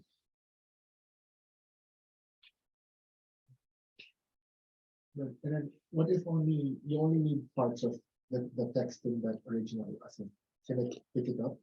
Because I thought the sentence was saved as one embedding. Yeah. So see, if a sentence, the question is, the definition of what a sentence is pretty ambiguous, in the sense that in natural language processing. In English, it's pretty clear. You put a full stop or exclamation or a question mark, sentence is over. Period, right? But in NLP, it's more flexible. You can call a whole paragraph a sentence. So therefore, whatever sentence you fed into the sentence bird, let's say, or to the embedder, you need to store that, whether it's a paragraph or a sentence. Now what happens is, the bigger the text you feed, the more likely you are to hit the limit. For example, you can't feed in a text more than 512 tokens to SBIRD. Yeah. To some of the more bigger machines, you can go up to 4,000 Big Bird and so forth. And nowadays, 8,000 seems to be the limit. Right? Somebody was even talking about 16K, but I don't know what it was, or am I dreaming about it? But there's some thought of it. But these are giant, like you're saying, can I put an entire story as a single sentence for embedding? And it begs the question, at that level, is semantic embedding even meaningful? Right? So if you think about it, let's think about the story of the War and Peace. Right? So I once read a joke, some cartoon somewhere. There's a character who is very smart ass, and he's saying, I took a lesson in smart reading. I can read any book and summarize it in a minute. So somebody says, what about War and Peace? Very simple. It's about Russian war with the French. Right. So much for the hash. So much for the semantic embedding. So what is lost is just about the whole beauty of that story, all the human condition of war and the angst and the love stories and everything is lost. Right? So that's somewhat similar to the semantic embedding. You have to ask, is it any more relevant? So I would say that you should always break it into logical text boundaries, like little paragraphs, and embed those paragraphs. So for example, let's say an alien came over and they gave us their corpus of their alien language, and I created an English to alien language dictionary.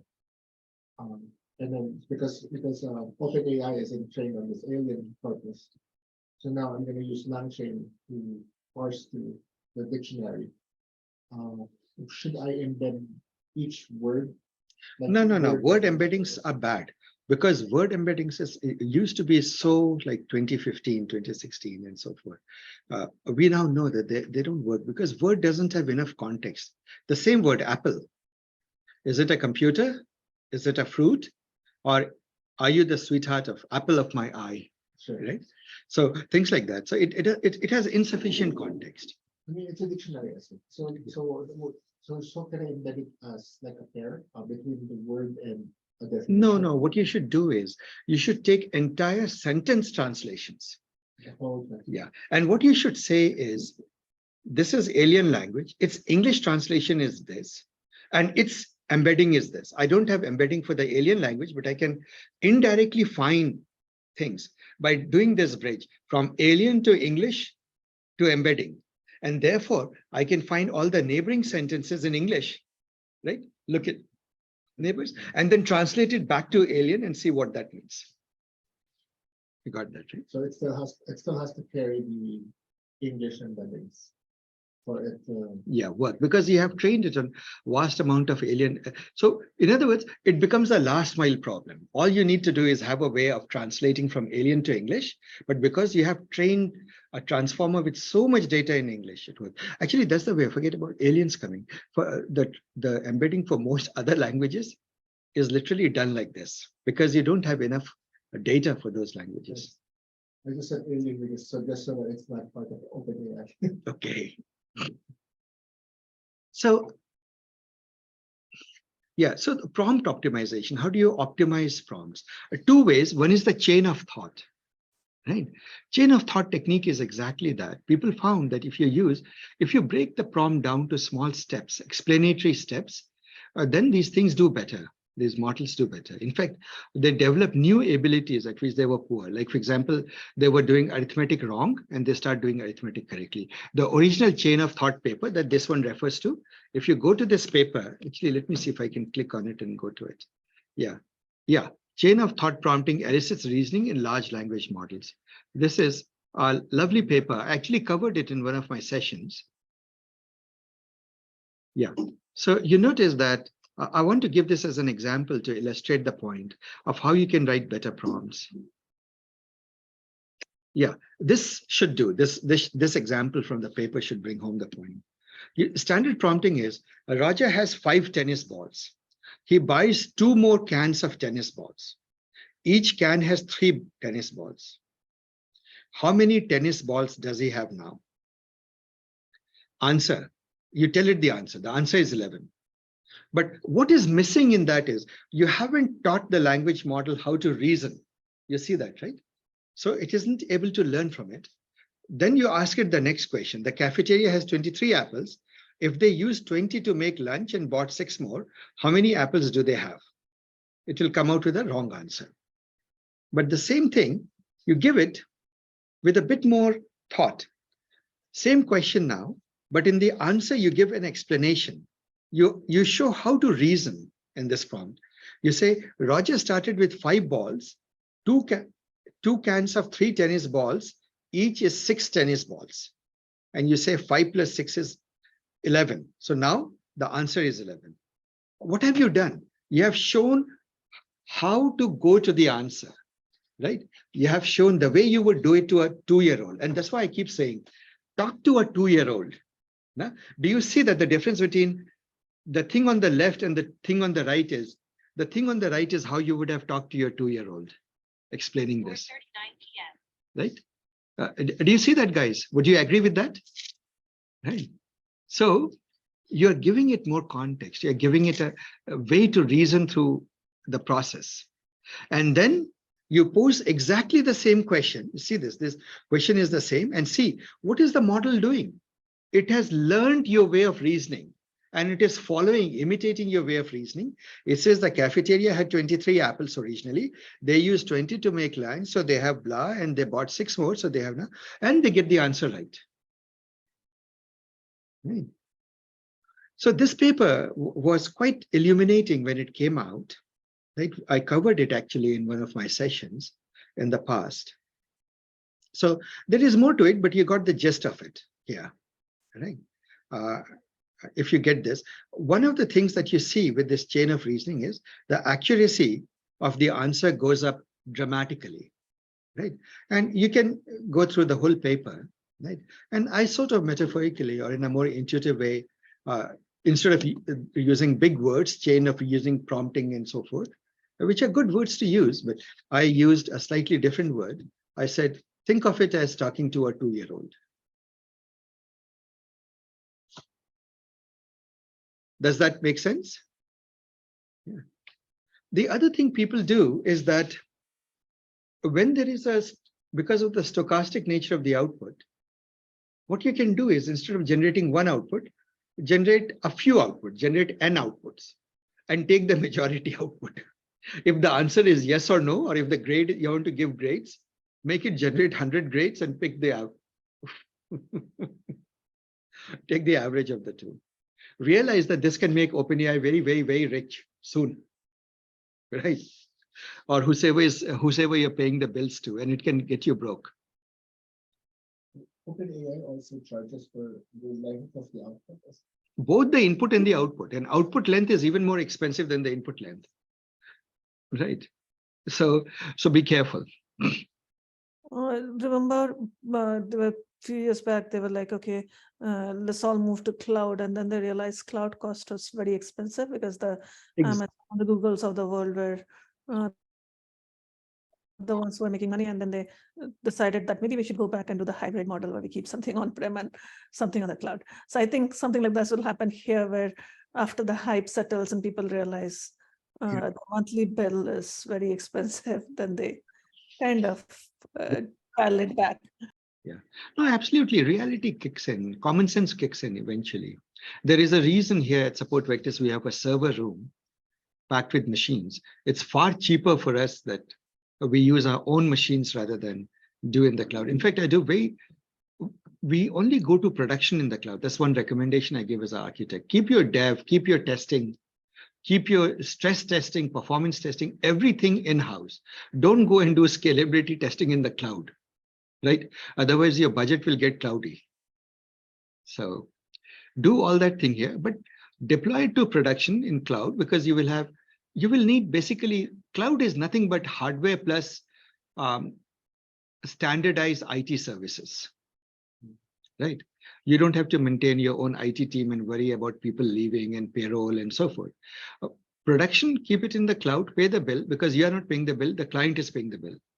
Your customers are paying the bill, right? Suppose you make a software, you sell a database as a service. All the users of your database are paying the server, the cost. So that's that. So another thing is break one big prompt into smaller, simpler prompts. Would you agree with that, guys? This is again talking to a 2-year-old. Yeah. Yes. That is it. So always have the mind frame that I'm talking to a 2-year-old, and a 2-year-old is a reasoning machine, but doesn't have context. So you have to set the context and show the way. Yeah. By the way, like, think about it this way. If you have teaching experience, you're already a good prompt engineer. Right. Yes, 2-year-olds. Yeah. Actually, you'll be surprised if you ever go to preschool or sometime when you get some of these people who are absolutely wonderful with children, how you observe them patiently and you realize that they don't presume anything. To the child, they're explaining everything that to the adult is like, of course, right? Because they know that for the child, it is not of course. Right? So actually, in my case, a little bit of a personal thing. My elder daughter, she grew up very close to us. We never sent our kids to daycare. We brought them up ourselves. And when my kid was 1 year old, she basically, like, I used to spend a lot of time at home. So she refused to go to preschool. So because I brought her up, I could see her mental development. It was very fascinating how children develop. Then when I sent her to preschool, she insisted that I attend the class with her. So it's a bit unusual, but I used to actually attend the entire preschool with her, sitting next to her. She would be holding me, right, for quite some time, and she would be doing her painting on the aisle while holding me and making sure I'm nearby. And gradually she opened up, and then she didn't need me anymore. It took her almost a year before she did that, but her teacher was very good. A teacher named Melanie. She had a knack to be friends with children, right? So if anybody could win her over, my daughter over, it was that teacher, and she did win her over, so that I would quietly sneak out. Right after some time, I would be there for about half an hour or so, and then quietly sneak out and then go to work. But in the process, you see what it is to deal with minds that are absolutely fresh, that are very fast, clever, right? Unburdened with conditioning at that moment. There's no context, there's no conditioning, there's no cultural baggage. They're just pure reasoning machines. Everything has to be reasoned. And when you talk to them, when you talk to a child who's 2-3 years old, you actually begin to realize how many assumptions you have in your mind, right? How much we become as adults, conditioned people. So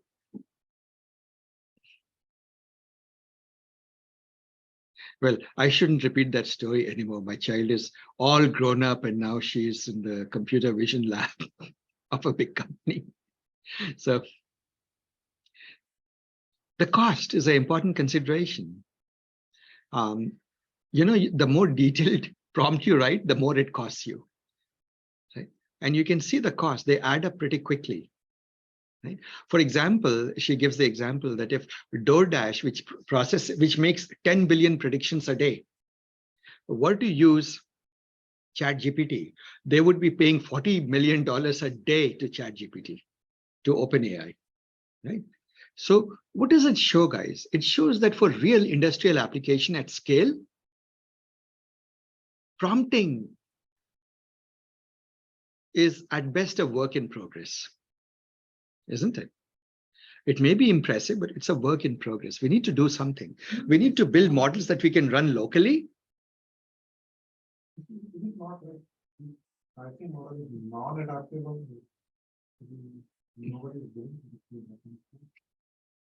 You'll be surprised how much money is being diverted to it, so that they're sucking, they're like open AI, right? Is getting any money it wants. Because all the startups are being funded with millions, tens of millions. And what are they doing? They're just sitting and creating prompts and feeding money to OpenAI. Right? So imagine at one end there is the sandhill, but lots of VCs sitting there. At the other end is OpenAI. In between, doesn't matter how many startups are there and what they're trying to make. This money eventually comes here. How industry don't evolve? No, the point is that you have to break the monopoly. Otherwise, all we might as well send our paycheck directly to them. No point in even taking it home. So ChatGPT Plus is $20 flat rate a month, and you can have access to GPT-4. So yeah, can't you use that for experimentation? Yeah, you should. Or even ChatGPT 3.5 Turbo and these things, right? They're pretty good. But in my view, see, this is all very temporary. In my view, before summer is out, before 4th of July, let's say that by 4th of July, there will be yet another Independence Day of a different sort. We'll break through the monopoly. I think so. I don't know. Yeah, because people are trying. They're trying to. Who looks like who's lined up to be the best competitor to OpenAI? I think Google has been having a lot of execution problems at this moment. They screwed up a bit. They will come through. Facebook will come through. The guys will come through. See, at the end of it, right? Who are the researchers? It is the same community of researchers that keeps floating from company to company and going back and forth, right? It's a revolving door. Oh, today you are here. Okay. Or tomorrow. Oh, yeah. We'll meet again in that company. It's just, yeah, wherever the pay is more, they all run. Or they see more stocks they run. So that's that. So I don't think there's anything. See, for example, if you look at ChatGPT, etc., I would say that it is just a marvelous execution. But fundamentally, I don't think that it is all that revolutionary beyond what Bard has done or what other models have done. They will catch up.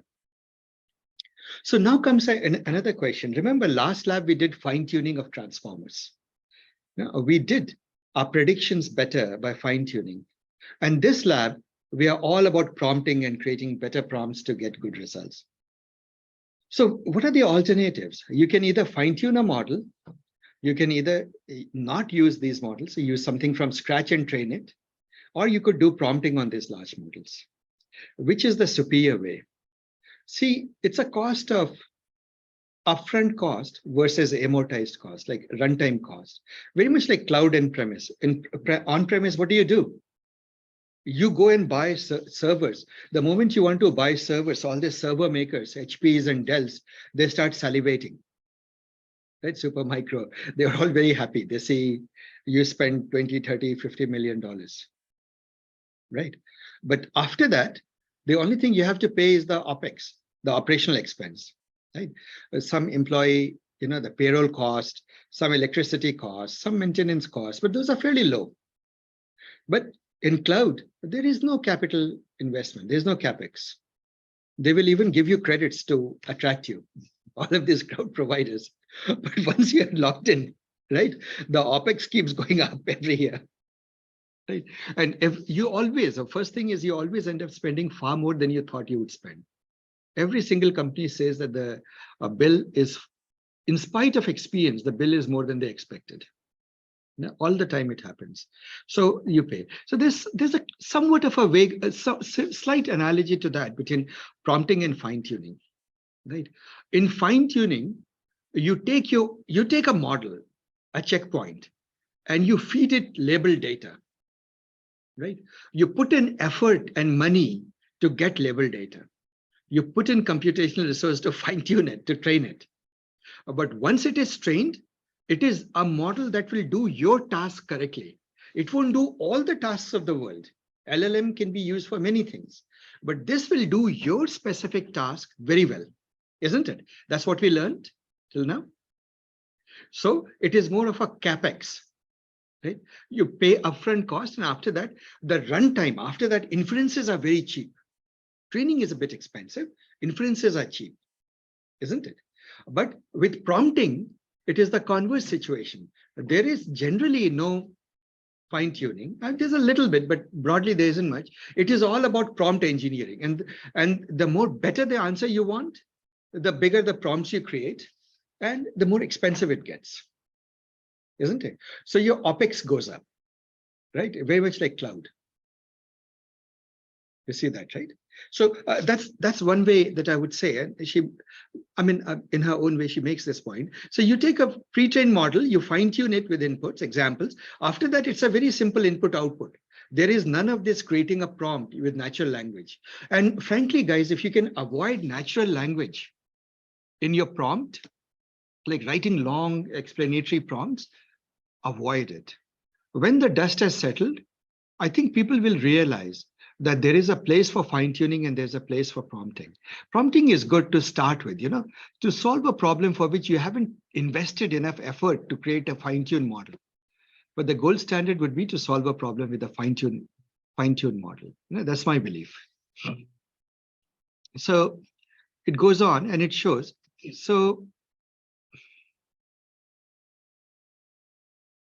one of the things that it says is that at one point, so suppose you have a model, large language model, you can give a nice prompt and get an answer, or you could take a pre-trained model, fine-tune it with, let's say, n number of data points, and then make predictions. At what point will the predictions be comparable? A good prompt will beat just a pre-trained model because it's not trained on your task, whereas you can write a prompt which is very specific to your task.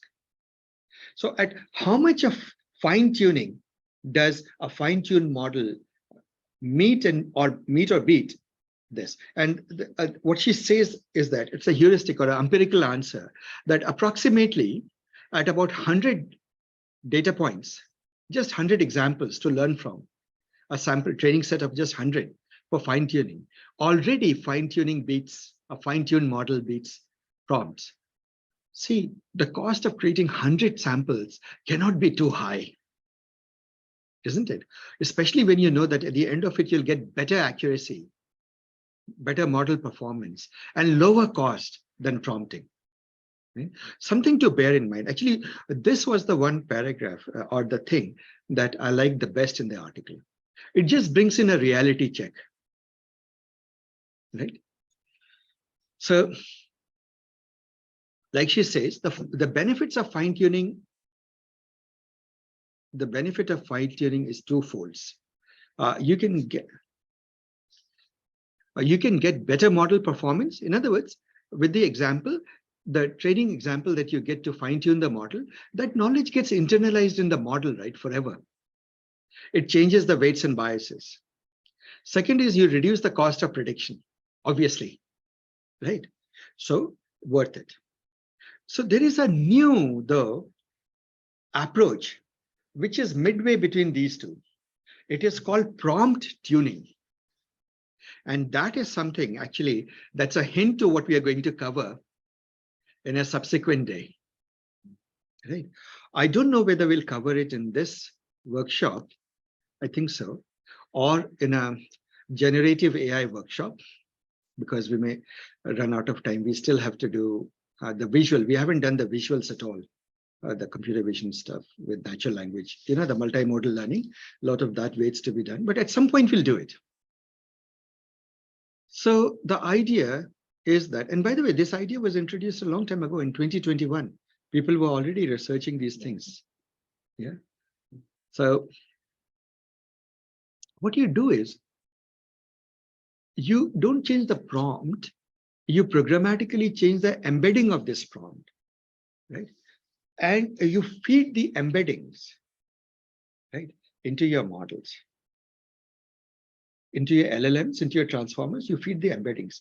Think about it. That's what we are doing, isn't it? For sentence transformer, cross encoder, etc. What are you doing? You're feeding embeddings and working off that. And you generate tokens from the embedding. So LLMs don't get the prompts, they actually get embeddings. And so you bring in an in-between stage, you say, how do I convert prompts into the optimal embeddings? Because this begins to look like our first session, good semantic embedding. And if we get good semantic embedding, then what it does is it captures the meaning of what you're trying to say. Then two things happen. If embeddings go into LLM, then obviously you're not paying cost per token. And you could potentially have on-premise converted your prompts to embeddings, pre-converted your prompts to embeddings, and then use the embeddings at runtime to get, even if you're using OpenAI model, feed the embeddings into it and gotten the results, right? So I thought you said you have to save the embeddings and the text beside each other. Yeah, but when you do that for your search results, but when you feed it into a LLM, just give the embedding. Don't give it the text. So it's mathematical numbers. That's what it is. Yeah, vector, just a vector. Embedding is a vector. That's it. Embedding, remember, is a latent space into which a vector exists. A point exists. A point in a hidden space is an embedding. And then the LLM returns also in vectors. No, it will return in tokens. You can do that. It doesn't. You give it input as embedding, a vector, and your output you are expected to return tokens. But this is not done zero shot. This is. You have to do some training and so on and so forth. Yeah. So prompt tuning is something people are looking at pretty carefully. In fact, llama and the alpaca, right? The Stanford's alpaca was exactly that. It was an exercise in prompt tuning, right? For fine tuning, they used, sorry, not that. I take it back. This was fine tuning with distillation. So you want to fine tune the model. What you do is you make a bigger model, make predictions, train the bigger model, get predictions, and then so a group fine tune a smaller open source language model on examples generated by large language model. So let's go through the steps. What you do is you have a large language model. It works great. Remember, this is your standard teacher-student thing. Then you generate a lot of, pass a lot of inputs to it. You look at its response. Now, what can you do? It's exactly the distillation process. You can take a much smaller student model and train it to learn from that. Now, you fine-tune a smaller model. Okay. So this is classic distillation. And when you distillation, alpaca is the distillation.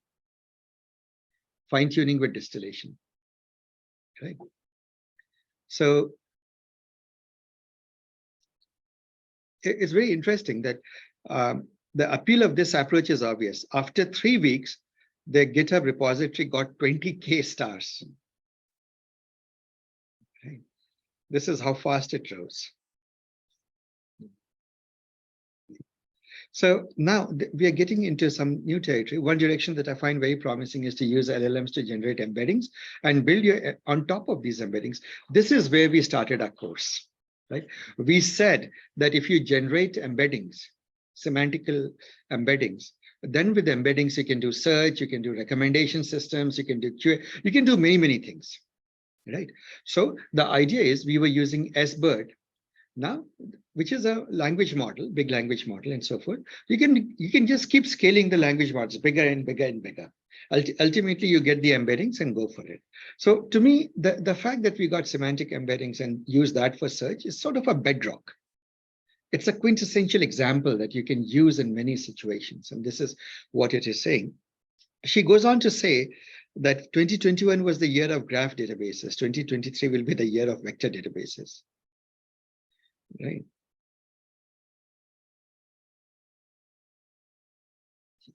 So then I won't go into the rest of it. I'll let you go over it. Agents, tools, and control flow. Did we just cover all of that in LangChain? No, I won't go into it. So take the example. If you want to, using natural language, query database right? How would you do that? Somebody describes to you a task, right? Get me data. How many unique merchants are there in Phoenix and what are their names? So what you have to do, you have to convert natural language to SQL to then execute the SQL, and then convert the results back into natural language, isn't it? The first step and the last step are basically AI processes, LLMs. The in-between SQL executor is SQL executor. Nothing magical to it. It's just a task. So you've broken it up into multiple tasks and done it. So we just covered this in our day, right? Now I will leave the rest of it aside. These are about the use cases that are coming up quite a bit these days. And I'll let you read these things on your own. But one thing that is there in this a summary that she says I found interesting was, yeah, so one of the things people are using LLMs to is that they're good at writing prompts for themselves. So for example, for themselves and for other LLMs. So for example, you want to create a really good picture from what is that generative art thing called? Not stable, not Midjourney. Midjourney, right? You want a good prompt for Midjourney, you ask ChatGPT to create a good prompt for Midjourney and feed it into Midjourney, and you'll get a picture. And it can sometimes write, see, here's the thing, guys. In my view, right, I didn't see that much value, because once you get into the mentality of talking to a 2-year-old, you know, that mindset, you write pretty good prompts. And when you compare it to what ChatGPT writes, you may not find much marginal benefit by sieving it through ChatGPT. If you don't know about photography, then Yes. you want to conceive the idea of what else. Yeah, exactly. So then you can ask ChatGPT and it will do some things for you. So By the way, the Stable Diffusion people are now their own company, Stability AI.